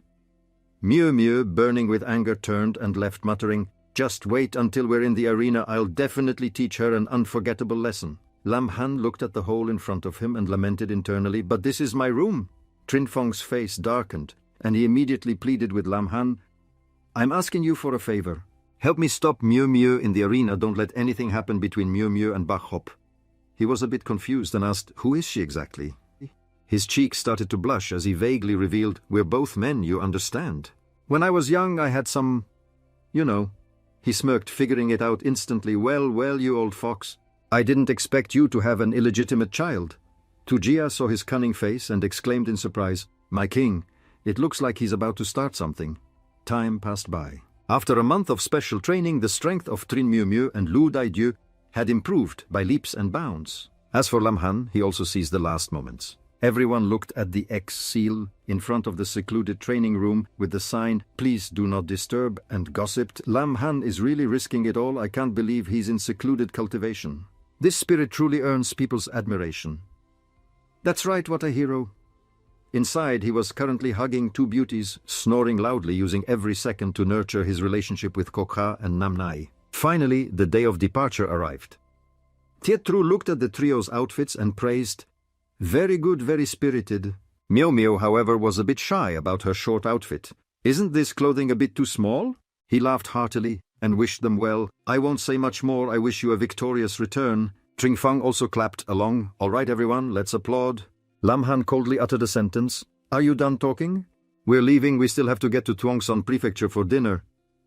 He truly wasn't giving the other two any face at all. Thitru tried to smooth things over, pulling out a green coin to reassure them. "Don't worry this time. I'll let you fly there. It won't delay anything." Dieu's eyes sparkled as he exclaimed, "Father, are you finally willing to let me ride the flying chicken?" He cluelessly wondered, "An airplane?" The man nodded in acknowledgement while tossing the coin. "That's right. A fantastic, one-of-a-kind, and extremely precious version of a beast that I have kept for many years." He cheered happily. Lam Han's eyes widened as he thought, "This world also has a 3-star beast, the flying chicken." Instantly his eyes looked like they were about to pop out as he shouted in amazement, "It really is a goddamn flying chicken." The group quickly climbed onto the flying chicken and soon arrived at Tuongson Prefecture. Members from Filu District and Huaivo District had gathered in large numbers. A woman heard some clucking sounds coming from outside and glanced over, asking, "What the hell is that?" The rest of the crowd also looked in that direction, speculating, It seems to be people from Sonduong district, not long after the flying chicken landed. Everyone sneered. Are they here to deliver boxed lunches? It's hideous. No way, how can they have the face to write something so ugly out in public? If it were me, I'd jump off halfway to my death. At the same time, a person in bright red clogs walked forward and announced, the competition teams from the 6 districts have all arrived. That person was the prefecture lord's trusted subordinate, the steward. She continued, I will now announce the format and rules for this year's 6 districts martial tournament. The people from Sonduong district flew down to the ground. Lam Han sighed, good, no one is paying attention to us. Meanwhile, the crowd was gathered in front listening. This year's martial tournament is divided into 2 rounds, the selection tournament and the arena tournament. The steward announced, the previously announced bracket format is now cancelled. The competing teams will follow the staff to the selection tournament arena. Everyone couldn't help but be startled, exclaiming, this. What? The captain of Bakmang district complained. You're only telling us about the format change now. Doesn't that mean all of our previous preparations were a waste? She clenched her fist, generating her mystical energy, and warned, do the prefecture lord's arrangements need your approval? 1, you participate, 2, you pack up and get lost. Choose for yourselves. Hearing this, everyone fell so silent you could hear the wind whistle. The steward retracted her power and announced, very good. Captain, stay competing, team members prepare to depart. On the other side, Duongvi spoke up. Brother, why the sudden change of plans? Didn't you receive any news either? Duongmach replied wearily. I don't know, it seems like something unexpected happened. He glanced towards Lam Han's group, his tone scornful. It's a pity the 3 wastes from Sonduong district couldn't fall into our hands. Are they deliberately hiding information? Trinfong added. Our information is limited. We can only observe quietly. Tujia leaned into his ear and reported, I just did a little eavesdropping. The people from Huaivo district are also confused. They didn't receive any news beforehand either. Lam Han rubbed his chin and explained, it really is an unexpected situation. None of the 6 districts know the situation. Everyone is starting on the same line, just perform as usual. He gaped in amazement. You even know this? On the side of the Tuongson prefecture, Lord Min Song Lu assessed the situation and spoke, I didn't expect that my humble Tuongson prefecture's martial tournament could interest the national army, even calling you here to train. The dark figure in front of her flattered. The 6 districts martial tournament of Tuongson prefecture is also renowned in the Yanvan nation. It is our honor to participate. We have troubled the prefecture lord. Song Lu lightly lifted a lock of her hair, her tone full of schemes. It's not really a bother. Adding 1 more team will only make the competition more exciting. She narrowed her eyes and said in a low voice, it's just that these 18 individuals are all talented youths from our Tuongson prefecture. I still ask the 3 of you to give me some face. The 3 people mentioned were Fongquin Magde and Tan Fuong. Song Lu glanced at the 3 people before her, emphasizing each word. Don't let any deaths occur, uninvited guests from the imperial capital. The scene changes to the Ghost Realm cave. In front of them was an extremely dangerous-looking cave. Daidiu shouted in horror. Are you kidding me? It's the Ghost Realm cave. They want us to go to our deaths. Lam Han put his hands on his hips and said calmly, you know this cave. The Ghost Realm cave is the most mysterious cavern in Tuongson prefecture. Because the types of beasts are numerous and very ferocious, it is known as the Devil's Lair. The cave is like a maze said to have 9 levels in total, and few can make it out of here alive. The steward announced the rules for this round. Everyone listen carefully. Before nightfall tomorrow, everyone must capture the Earth Dragon beast alive on the 9th level of the cavern. Remember, it must be captured alive. The crowd turned their heads and exclaimed, capture an Earth Dragon alive. How can we possibly do that with just us? She narrowed her eyes and threatened, cut the crap. If you're scared, withdraw from the competition. There are no supplies, you'll have to fend for yourselves inside the cave. The first 4 teams to capture an Earth Dragon alive will advance to the next round. Tujia also explained to him, the Earth Dragon is the Abyss Ghost Face blanket, very poisonous and very rare. Duongvi smirked, scheming, I thought we'd meet in the arena, but I didn't expect the format change would let you escape your fate. He couldn't resist approaching his opponent and issuing a challenge, but whatever you do, don't die in that cave. I still want to defeat you personally in the 2nd round. Lam Han looked blank. You are...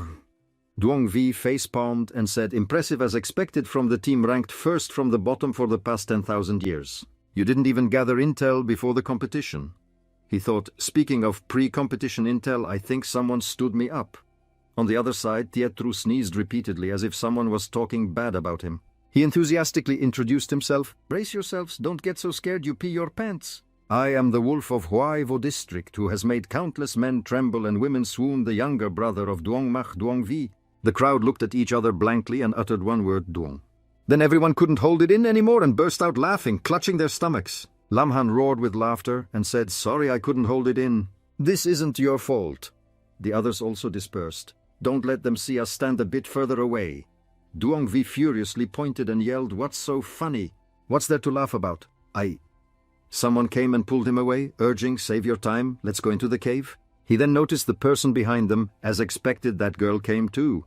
Several youths began to summon the Water Strider Spider, the 6-star Water Strider Spider, the Iron-Shelled Turtle, and the 6-star Iron-Shelled Turtle. As they entered the cave, they didn't forget to shout back, "You guys take your time talking, I'm outta here." Everyone was stunned and whispered, "Huaivo district just charged in like that. They want to get a head start." Seeing this, everyone else rushed after them. "Let's follow. We can't fall behind, I'll go into the cave. Let's set off quickly too." Inside the cavern, Mew Mew looked around and muttered, "The environment in the cave is most suitable for water, earth and poison attribute beasts to exert their combat power. Inside the cavern, the power of our 2 beasts will be affected. Daidu will have to rely on you here." Although his legs were trembling, he pretended to be brave and reassured his teammates. "Don't worry, with Brother Dieu here, everything will be fine." She looked around and wondered, compared to a beast attack, the most troublesome thing is the route. Which way is the path to the next level? Lamhan thought of a way. "Let's split up and search, meet back here in 15 minutes. After he spoke, Mew Mew and he split up, each going a different way. Daidiu was left not knowing where to go, so he made an excuse. "Mew Mew, let's go together. I can protect you." But he was immediately rejected by her. "No need." 8 minutes later, he walked slowly and spoke out, "You've been following me for so long, you see I'm alone and still won't show yourself." That person suddenly spoke, "In that case I..." Suddenly a burst of power shot past Lamhan. He quickly dodged to the side and shouted, "So you're attacking first!" A second later, Lamhan grabbed that wrist tightly in the darkness and muttered, "This feeling in my hand is..." Then he summoned Koka to provide light. A red coin was quickly tossed out and a familiar voice sounded, "Yes." Koka stood to one side providing light. It turned out this person was Bach Hop. Lamhan, who was in a position pinning her arm against the wall, jumped back and said awkwardly, "Sorry, I didn't expect it to be so soft. I didn't expect it was you." Bach Hop angrily cursed, "You pervert, I didn't come looking for you." Lamhan suddenly leaned in close and questioned, "That's right, weren't you guys the first to set off? How did you end up behind us?" Seeing the close distance, she became a bit flustered and said, "You don't need to worry about it, we have our own plans. I came to tell you that besides the 6 districts there is one more team." After saying that, Bach Hop left, leaving him behind confused and pondering the girl's thoughts. Lamhan looked at her departing figure and sighed. She's really hard to figure out. Soon Bach Hop's slender figure merged into the deep darkness ahead. Suddenly some familiar sounds came from another direction. His eyes widened, sweat dripped down as he wondered, "This voice is..." Mew Mew, the scene changes to outside the cave. A group of people were lurking behind large pillars, hatching a plot. "Captain, will it be effective for us to wait here? You idiot, can you use your brain to think? Going underground to catch an earth dragon and then coming back up, that's a near-death experience. Why should we take such a risk?" They thought about the scene of the others fighting their hearts out against the earth dragon and swallowed nervously. The captain imagined the scene of a nearly dead team bringing back the earth dragon only to be ambushed by them and said smugly, "No matter which team catches the earth dragon, they will definitely be exhausted.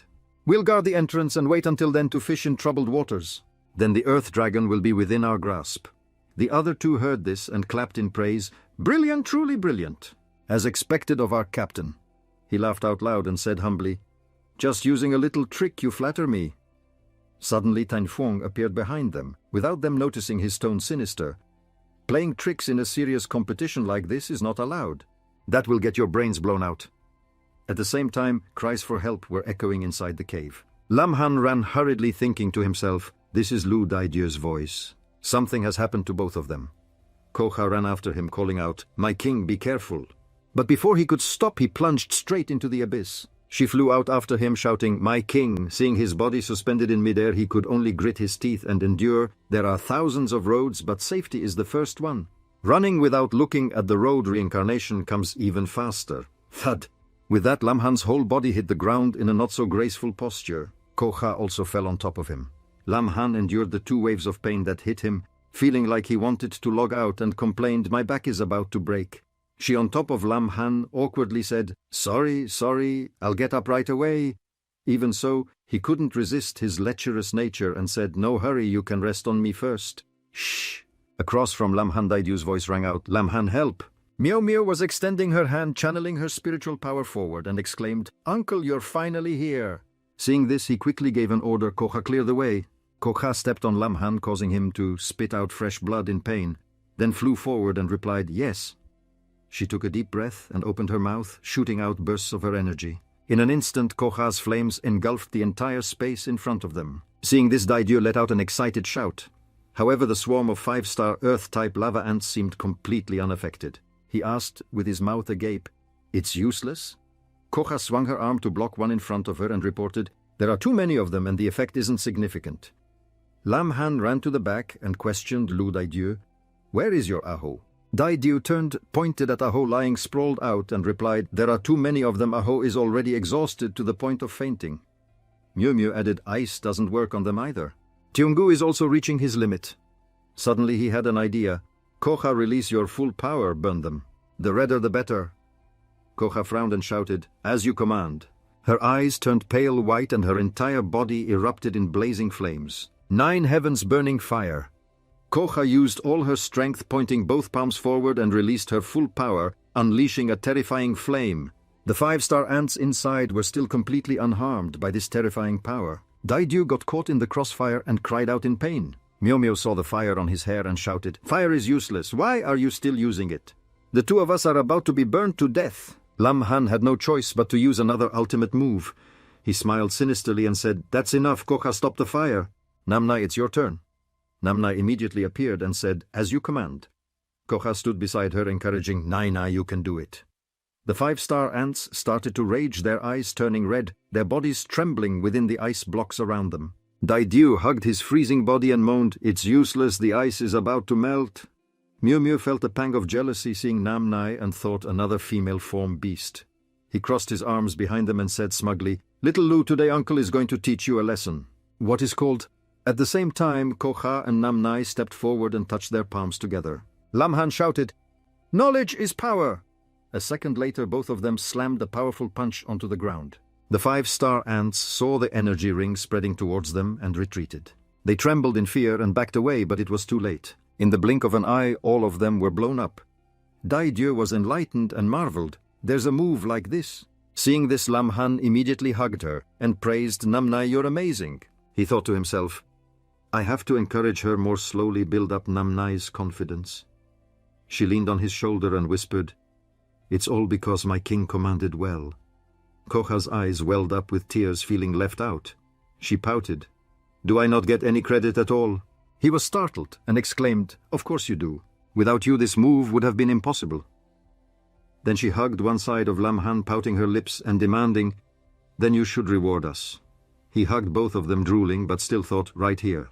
Will this have a bad influence? Seeing this, Daidu also blushed, really wanting to join them. "Yank!" Miu Miu pulled his arm forcefully, making Daidu scream in pain. She approached with a dark face, jealous, taking her anger out on him, pulling his ears while thinking to herself, "This guy hugging one girl on the left, one on the right, he must be very happy, right?" Not long after, on the 2nd level of the Ghost Realm cave, Lam Han spoke as he walked. "It seems we're on the 2nd level now. Now we have to find the way down to the 3rd level." He whispered in his ear, "Uncle, you were so cool just now." Lam Han said modestly, "You're too kind. But speaking of which, your ears are—" Daidu ignored his red, long rabbit-like ears and suggested, "It's a small matter." "Uncle, can you lend me your human form beasts?" He smiled brightly and agreed, "Sure. If we encounter another wild beast, I'll have Koha follow your command." "Who said you're my nephew?" His eyes welled up with tears as he grabbed Lam Han's hand and whimpered, "Uncle, you really are my blood uncle." "Shh." Koha stood in front of a huge pit and called out, "My king, I found the passage." Lam Han walked over and judged, "It seems the cavern isn't that complicated. No matter which path we take—" He put his hands on his hips and concluded, "They all lead here. Daidu had an idea, then let's hurry down. There must be people below us." Lam Han could only remind them, "In short, everyone be careful. The beasts will definitely get more ferocious the deeper we go. Their group quickly slid down the deep pit. He was full of fighting spirit and shouted, "Bring it on! Dieu have been itching for a fight for a long time." On the third level of the ghost realm, Cave Mew Mew shivered and said, "The third level is even darker." Dieu looked around and muttered, "Where's a monster that can make me look as cool as Uncle?" Suddenly he pointed forward and shouted, "There's something over there." Dieu looked at the strange shadow in front of him and said arrogantly, "You think I can't see you hiding there?" He rolled up his sleeves and ordered, "Sister Soha, light it up for your big brother." From behind, Koha also threw a fireball that followed Dieu. He clenched his fist and shouted excitedly, "Let big brother show you how it's done. Under the scorching, sparkling flame I will freely display the heroic posture of Dieu." Before he could make a move, Dieu was hit by poisonous smoke from the skull. This scene scared him to death. Mew Mew from behind saw the skeleton hanging above and suspected this hair tie belongs to a disciple from Bakmang district. He panicked and buried his head in the ground, crying out, "My eyes hurt so much." Suddenly a purple light shot straight into the back of Mew Mew's neck. Dieu, blinded by the poisonous gas, cried out loudly, "I can't see anything." Lamhan ordered Koha maintain the light. "We need to leave this place quickly." She immediately shouted, "Yes." He turned and called, "Mew Mew, follow me, we have to go." Mew Mew, with her seductive body eyes full of love and a sweet voice, uttered one word, "Go." She said softly, "Go where? Can't we just take care of it here?" This scene and tone made Lamhan stare wide-eyed, his face turning beet red. Mew Mew leaned in her hot breath, gently brushing against Lamhan's face. Mew Mew's eyes were now filled with affection as she pressed, "Isn't it good?" Dieu at the side yelled out, "What's happening? Mew Mew, are you still okay?" Lamhan looked at the girl, hugging him tightly, and urged, "Mew Mew, snap out of it." He kept calling out, "Mew Mew." He had no choice but to ask Tujia for help, quick help. Tujia quickly appeared, pointed at the heart shape on the back of Mew Mew's neck, and said, "She's been hit by the mating poison. It's from the mating spider." Lamhan quickly leaned his head back. He saw Mew Mew slowly unbuttoning his shirt and shouted, "Mating poison! How do you cure this poison? Is something going to happen to her?" Tujia got to the point, "Don't worry, this poison only bewitches people, causing confusion. The mating spider will take the opportunity to reap the rewards. If you want to cure the poison, it's very simple. It's stated bluntly, you just have to dual cultivate with her." Lamhan's face lit up. "This might not pass the censors right." Hearing this, Dieu roared a threat. "Dual cultivator? Who's dual cultivating with whom I don't agree, Uncle? If you dare touch Mew Mew, you'll have to answer to me." Koha, standing to the side, quickly pushed him into a cave pillar and sneered, "So noisy." At this moment, Mew Mew had pushed him to the ground and called softly, "Lamhan." He was enjoying it, but still pretended to be shy and asked Tujia, "Is this really the only way?" Tujia gave a gesture of confirmation. "When have I ever lied to you? Just go ahead and do it." Lamhan's lecherous eyes lit up when he saw the charming bust in front of him. He was full of vigor and declared, "If I refuse at a time like this, can I still be called a man?" Lamhan jumped up, embraced Mew Mew's body, pressed her down and ordered, "Koha, adjust the light to its brightest." She immediately stood to shield the two of them and complied. "As you command, my king." She thought to herself, "Brightest? Does my king want to see clearly so perverted? But I like it." Lamhan was busy with his business, unaware that a poisonous spider was slowly approaching. His voice echoed, "Mew Mew, my apologies, don't blame me." The spider intended to launch a surprise attack, but it was too bright to see clearly. As it got closer, it could only see a blinding white. The spider exclaimed, "So white!" It tried to sway its way closer, while Lamhan was overjoyed, muttering, "I've really hit the jackpot today." He suddenly swung his hand out and called the spider, his tone cold, "It really is you. You really did come closer for a look?" Seeing this, Koka's eyes widened in surprise. "I lit up the whole cave like this, how could it not see?" Lamhan grabbed the spider and explained, "It lives underground all year round, so its eyes definitely can't adapt to such strong light. Blindingly bright light will cause blindness." Tujia reminded me to use the tactic of luring the snake out of its hole. His every word seemed to hit its mark. The mating spider doesn't attack people but releases an aphrodisiac poison, so it must be a pervert. As expected, it took the bait as soon as I cast it. Meanwhile, Dieu, after being knocked unconscious, still hadn't woken up. The two of them looked at him with only his shorts on and felt pity. Dieu has performed a great service this time. When he wakes up, we must praise him properly. Shh. Tujia was emitting a golden circle around Mew Mew and shouted, "Quick! The mating spider's abdomen has a spinneret. You can suck out the antidote with your mouth. I can't suppress it much longer, the spider exclaimed with its mouth agape. Like hell, I'm gonna suck it out with my mouth. Lam Han quickly grabbed a knife ready to stab its abdomen and threatened, then I'll just cut your belly open directly. As he was about to proceed, a stream of pinkish-purple gas was suddenly released. He quickly covered his mouth, his face contorted and coughed a few times. This thing is releasing poison again. The mating spider transformed into a human form with a seductive body, pleading with teary eyes, "Hero, spare my life." 6-star poison-type beast, the mating spider. "Tu," she pleaded in a low voice. "I have no ill intentions. I beg you masters to spare me. I am willing to become your contract beast." Seeing this, Lam Han was suspicious. "I didn't expect there to be a human form beast here." Meow Meow, after being cured of the poison, also chimed in. "Although it's only 6-star, a low-level beast that can transform into human form is indeed very rare." Dai Dieu reminded them, "Don't be fooled by her. She's very fierce. The person from Bakmang district was killed by her." Being wrongly accused, she waved her hands to clarify, "He wasn't killed by me. I just wanted to watch wrestling. I didn't harm anyone." The other three exclaimed in unison, "Wrestling?" Teotu's face blushed. She drooled her eyes full of affection and she stammered, "It's that. I'm this old and I've never seen it before." He was also speechless. "No wonder it's called the mating spider. It really fits. I also like to watch that kind of wrestling." Hearing that, Mew Mew glanced at Lam Han and sighed. "What kind of expression is that? I can learn that kind of wrestling too." The little spider suddenly proposed, "I don't want to stay in this dark cave anymore. I will definitely be loyal, just let me watch wrestling. This? I already have enough beasts. It's even more impossible for me." "You're really lucky. I am the master you've dreamed of every night. Just follow me. I guarantee you'll eat well and sleep soundly, and I'll even personally perform the wrestling act for you." "You can't have her. I only like handsome male leads. Master, please accept her, won't you? I really like her appearance. I'm very well behaved, and whatever knowledge Master teaches me, I'll learn it right away. Although the mating spider is very rare, its potential for combat power growth is limited. You should think it over carefully. It'll either wither to death or drown to death."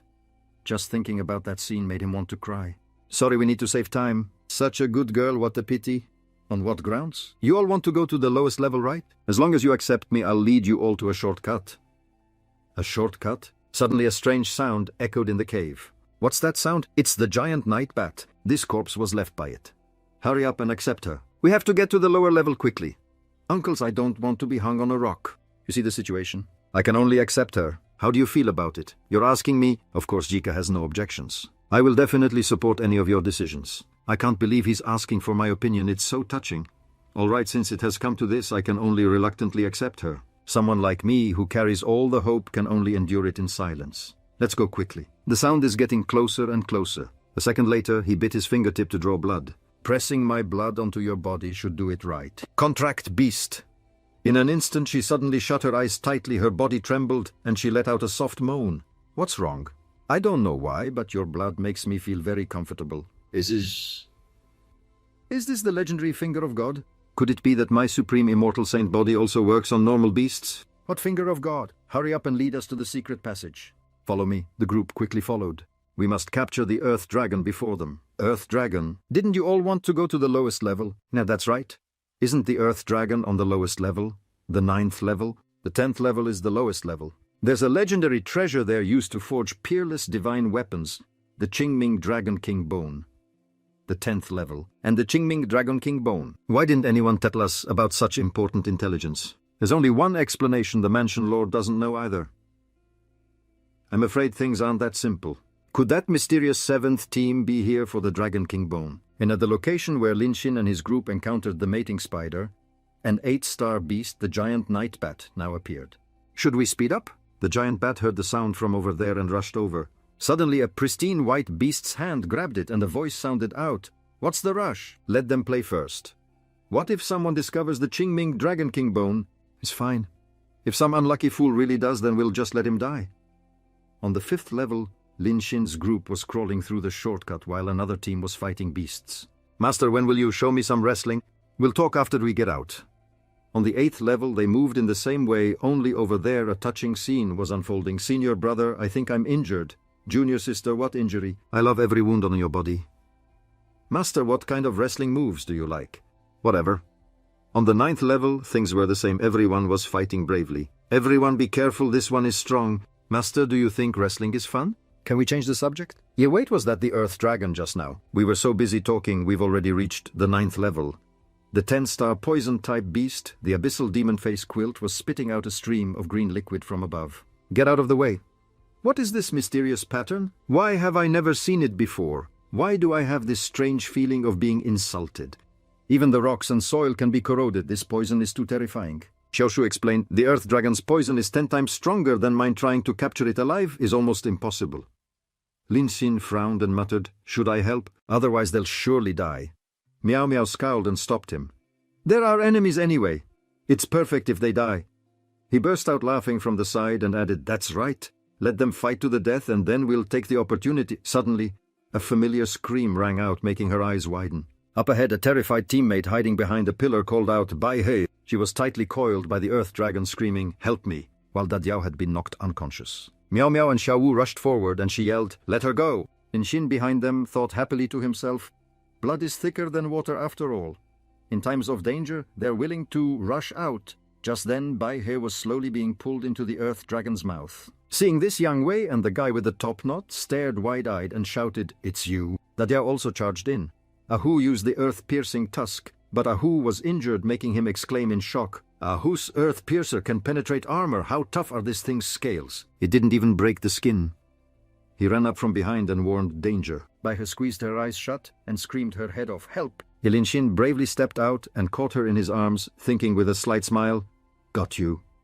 Meow Meow started to get jealous, biting her finger and growling, this guy. Seeing this, Xiaoshu raised 2 fans to cheer, wrestle, wrestle. Having lost Bai He, the Earth Dragon quickly slithered toward them, growling. Ahu was scared to death. It leaped up and hugged its master tightly, not letting go. Suddenly Lin Xin stomped his foot hard and lunged forward. He ducked and threw an uppercut at the Earth Dragon while warning, back off. Lin Xin gritted his teeth and complained, this guy is really thick-skinned. Dadiao and Ahu, not knowing that his legs were still trembling, rushed in to hug him, saying emotionally, second uncle, I love you. The guy with the top knot snorted coldly and whispered, brute force is useless. If you keep pushing it, your legs will definitely break, and don't ask me how I know.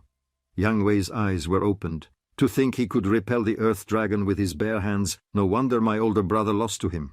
Lin Xin smirked and exclaimed, very interesting, a good time to try out a new move. Nanai, come here. She appeared shyly, as you command, my king. Nanai's ice essence is preserved in liquid form within her body. She lightly licked the blue circle on the back of her hand. Dadio saw the Earth Dragon aggressively charging towards him and shouted, it's coming again. Another guy chimed in, looks like it wants to go head-to-head with you. Seeing its ferocity, everyone couldn't help but exclaim, danger. It even accelerated in a spiral. He frowned and praised a fine poison dragon drill. But with my 18 years of hand speed, can you block it? And then he unleashed his ultimate move, the tendon. Strengthening fist, relaxed tendons and intestines, vibrating muscles, low temperature and high frequency. The charging Earth Dragon took Lin Xin's punch head-on, making its whole body tremble and squirt out fluids. After that blow, its whole body fell to one side with blood and saliva splattering everywhere. Lin Xin looked at the collapsed Earth Dragon and exclaimed, high-level prey always only requires the simplest fighting methods. Meow Meow ran over and hugged him, praising, you're amazing. We've definitely won. Lin Xin smugly put a finger to his lips and said, it was nothing. Seeing this, Bai He's group had to admit, he really is formidable. He reminded them, while it's still unconscious, quickly put it in the storage ring. Immediately Dadiao took out a storage ring specifically for capturing low-level beasts and replied, yes, second uncle. He waddled like a duck over to it, singing out loud, 1, 2, 1, 2, every step a claw, this is Dadiao's pace. Suddenly a voice called out, wait! Yang Wei pointed at it and asked with a frown, we discovered this Earth Dragon first, on what grounds are you taking it? From the other side, Meow Meow quickly retorted, Yang Wei, have you no shame? If we hadn't stepped in, would the 3 of you even be alive right now? And he refused to be reasonable. How strange, did I ask you for help? Yang Wei don't need shame, so what can you do about it? You obviously saw an opportunity and rushed in to snatch the prize. His anger flared and he threatened, stop talking to these bastards, I'm taking the Earth Dragon.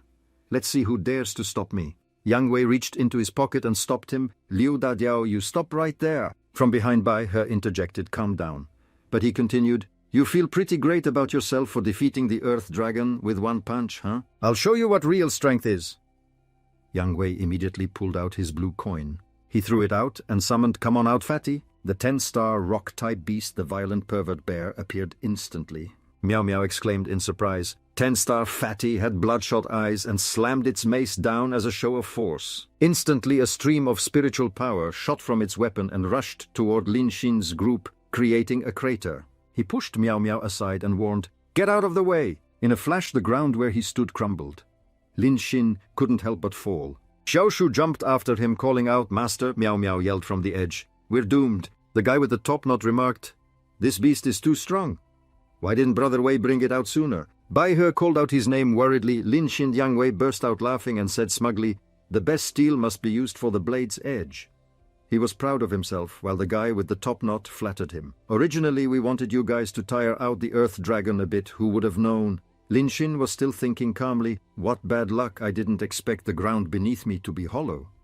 Suddenly a golden light shone from below, attracting his attention. Lin Xin exclaimed, so bright below was underground lava bubbling furiously. Sweat dripped down his face as he complained, "It's so hot, I can't stand it." Suddenly a spider thread shot down at Lin Xin. Xiaoshu quickly said, "Master, I'm here to save you," he said in surprise, "Little spider." After that the two of them landed together on a rock. Lin Xin let out a sigh of relief, exclaiming, "That's great, we're safe."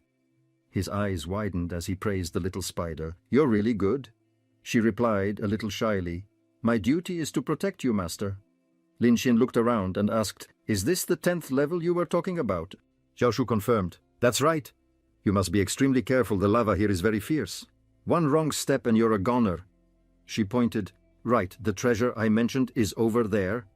Now, before the two of them was a thick fog. He was speechless at the shape it was forming. "This treasure is quite manly." Lin Xin stood in the smoke and fire, telling himself, "Since I'm already here, I must take this treasure with me. But the problem is, how do I get over there?" Xiaoshu pondered. "The temperature of the nearby lava is too high. My spider silk won't last long before it burns up." He rubbed his chin and softly called for Shujia. "Shuga, it's too hot, so I'm getting an IV drip. There's nothing I can do. Don't count on me. I'm helpless in this heat." She stood beside him, not understanding, and mumbled, "A leaf. Is Master talking to me?" Lin Xin frowned and thought of a way. Perhaps it's time to help Nanai ascend to the heavens. His expression looked like he wanted to do it, but there was no proof. It hesitated and raised a series of questions. "Now here, are you sure?" Lin Xin mused. "Right now only Nanai can help us get out of here. I'm doing this purely out of self-interest." "No, that's not right. It's purely for the greater good. We can't delay any longer. Release Nanai quickly." Shujia cheered happily. "I support you, go for it." And instantly Nanai appeared in a sexy outfit, breathing a little heavily, and exclaimed, "My king, Nanai feels so hot." Lin Xin coughed a few times at the scene and then said, "Nai Nai, if we want to leave this lava area, we can only rely on you."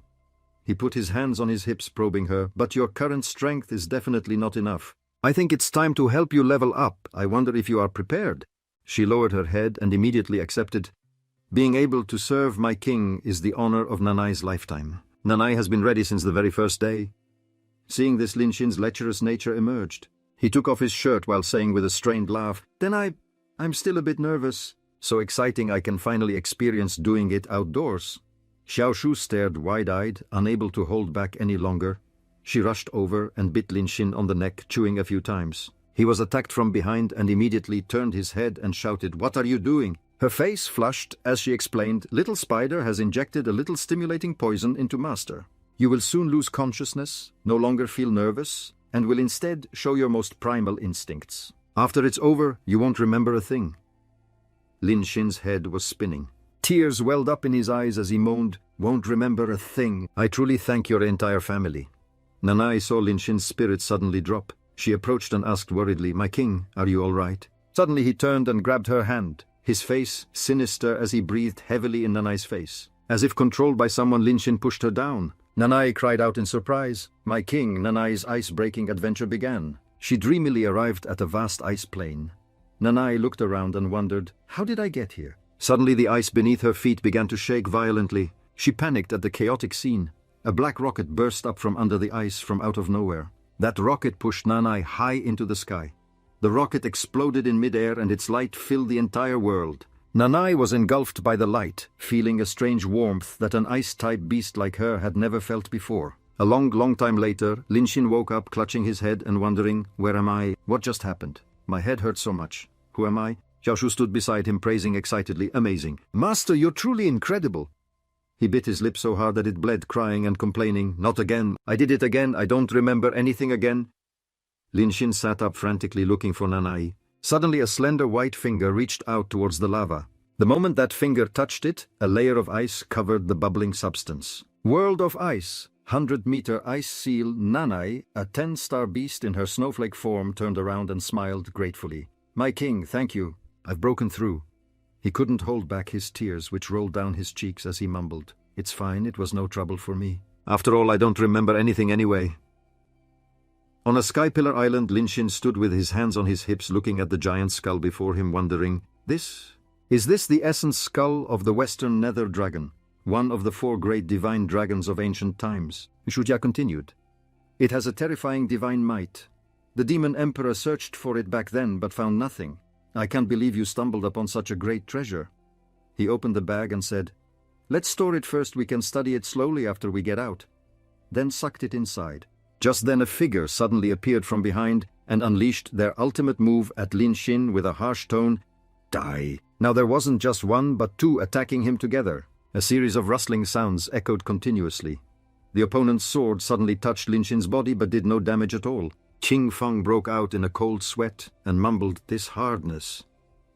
Yet his entire body suddenly turned into a block of ice and exploded with the ice burst move, making the man exclaim in shock, What? Sharp ice spikes also began to emerge from the ground, shooting towards the 2 of them in a flash. The man's leg was pierced by one, and he shouted in panic, What? Didu's Qing Feng knelt on the ground, bleeding profusely, and asked defiantly, You brat, since when did you notice us? Lin-Shin stood behind them, let out a sigh, and declared, You've lost. He was protected by the 2 beauties in front of him. Lin-Shin explained, The 7th team was indeed after the Dragon King bone. I was always on guard against your sneak attacks, so I placed eyes and ears all around you. Feng Qiong also crossed her arms and remarked, Very interesting. He continued, Within 100-meter radius, I've spread a huge spider web using the spider silk to sense your positions and movements. Xiaoshu leaned her head on Lin-Shin's chest and said coquettishly, Master, did I do a good job? Hurry up and pat my head. While patting her head, he gently reminded her, I'm trying to look cool right now, don't interrupt me. Feng Qiong questioned, Lin-Shin of Shanyang County, right? I've seen the materials from the 3 previous competitions. This is your first appearance, a newcomer who already has 2 humanoid beasts. Who is backing you? Lin-Shin chuckled and answered humbly, My apologies, I'm just a poor commoner who got lucky, I have no backer or background. The man coldly said, Then that's a pity. Feng Qiong gave an order from behind. I originally wanted to befriend you, but it seems that's no longer necessary. Kill him. Qing Feng quickly threw out his coin and replied, Yes. A faint white smoke suddenly appeared in the air, followed by the emergence of the 10-star wood-type beast, the Wasteland Wolf. It quickly charged forward, intending to attack Xiaoshu first. The Wasteland Wolf slammed its paw on the ground, and immediately the earth shattered, sending large and small chunks flying into the air. Lin-Shin gently recalled Xiaoshu and said worriedly, Instead of attacking me directly, he chose to go for the weakest beast. His eyes filled with killing intent. I see. You know that my specialty is turning multiple beasts into a combat system.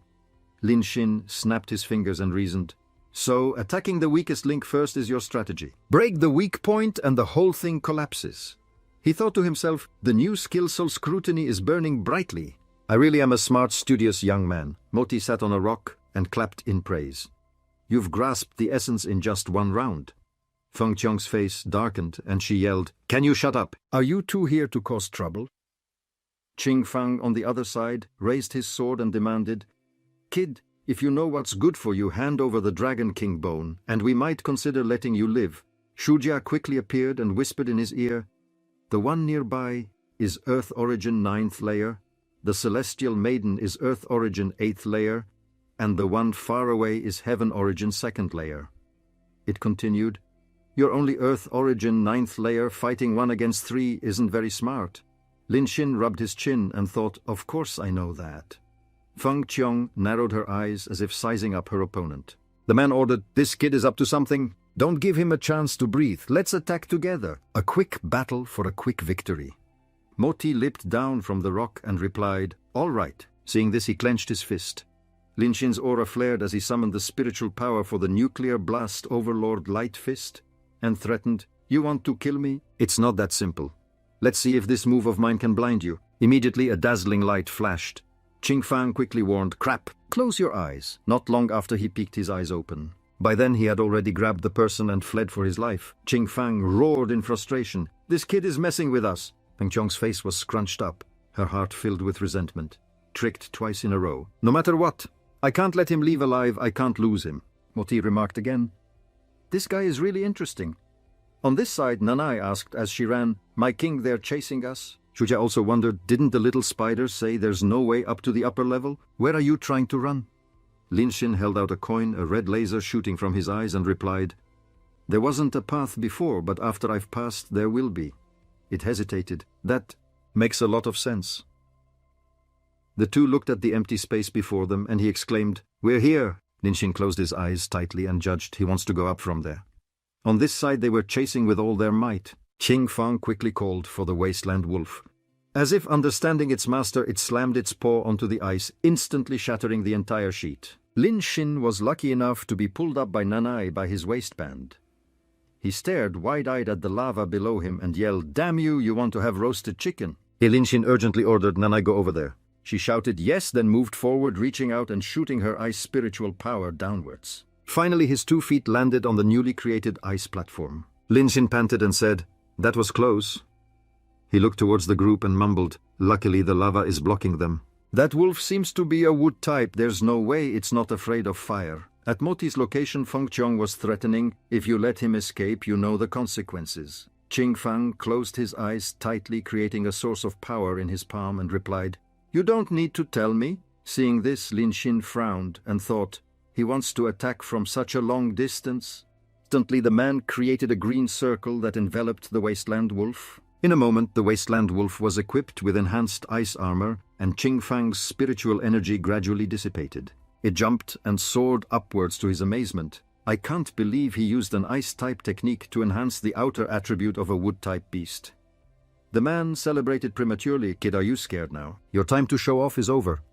Lin Xin was still calmly writing something in his notebook, then coolly said, "My apologies. This meager skill is still not enough to scare me. The show has just begun." He immediately pulled Nanai into his arms, raised his hand to the sky, and called out, "Jike." As the K sound echoed, Jike rose from under the lava, lifting the ice platform they were standing on, much to the confusion of the other group. Her eyes shone like stars as she said, "Feel my passion. This time let me take you to the clouds." Feng Qiong immediately launched her weapon. Another one of his humanoid beasts has been hiding under the lava all this time. Seeing this, Lin Xin quickly recalled Jike. "Hurry back." Meanwhile, a green figure was flying towards them. It turned out to be the 11-star Thunder-type beast, the Thunder Maiden. In an instant, there was an explosion from the ice platform. Seeing him leave in a flash, Feng Qiong shouted, "Damn it!" He got away. Over here, Lin Xin held 2 coins, crossed his arms, and said smugly, "We're safe." Suddenly, he noticed Miao Miao using a rope to descend, her voice still echoing, "Da Diao, let down more rope." Lin Xin's eyes went completely white as he thought to himself, "I'm screwed."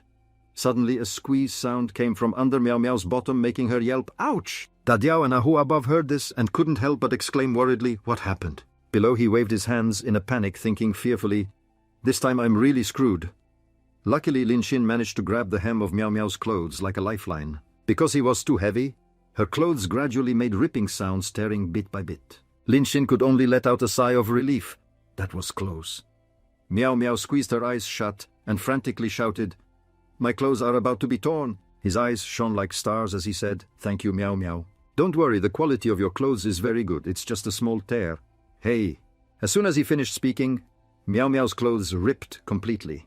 Lin Xin's jaw dropped, unable to believe the scene before him. Seeing that she had very little clothing left, she kept yelling, "Let go!" In this difficult situation, Lin Xin replied helplessly, "How can I let go at a time like this?" Ahu and Dadiao were pulling the rope from above, confused by the shouts echoing from below, "Don't pull.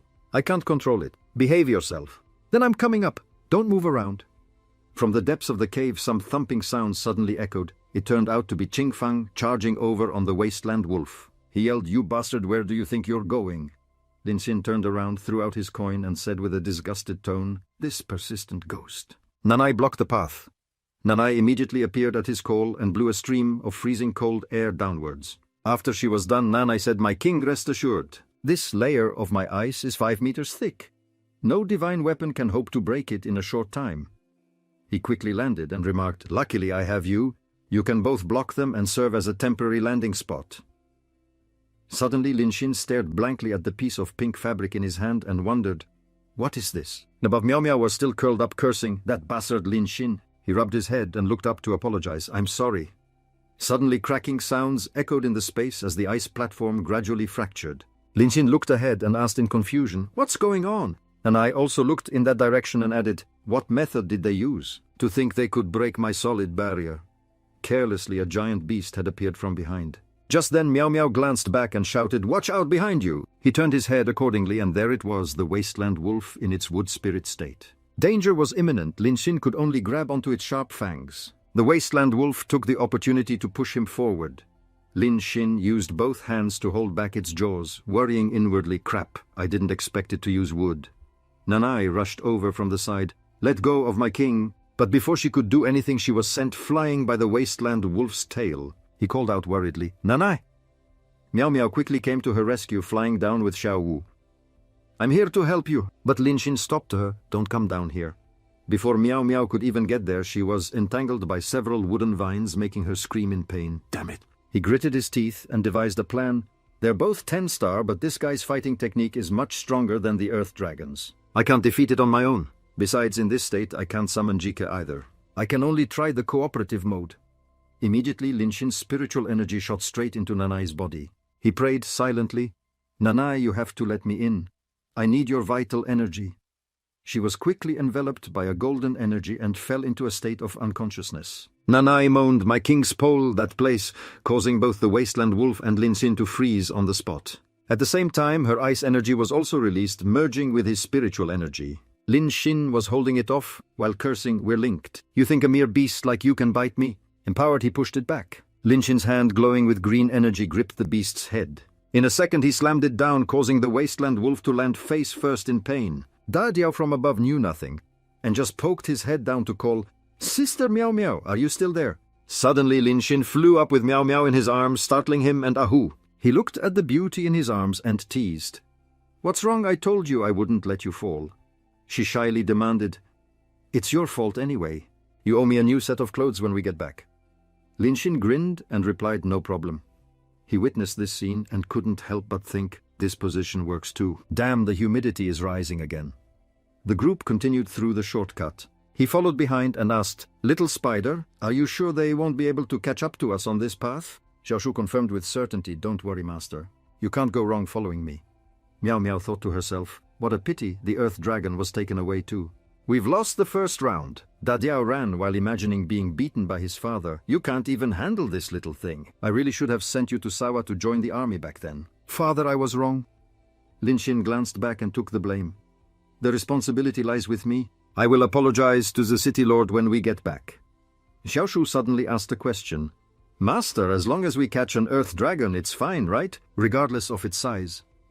The other three froze, saying in unison, "You mean there's another Earth Dragon here?" She touched her fingertips together and pleaded in a small voice, "I can take you all to see it, but can I make a small request?"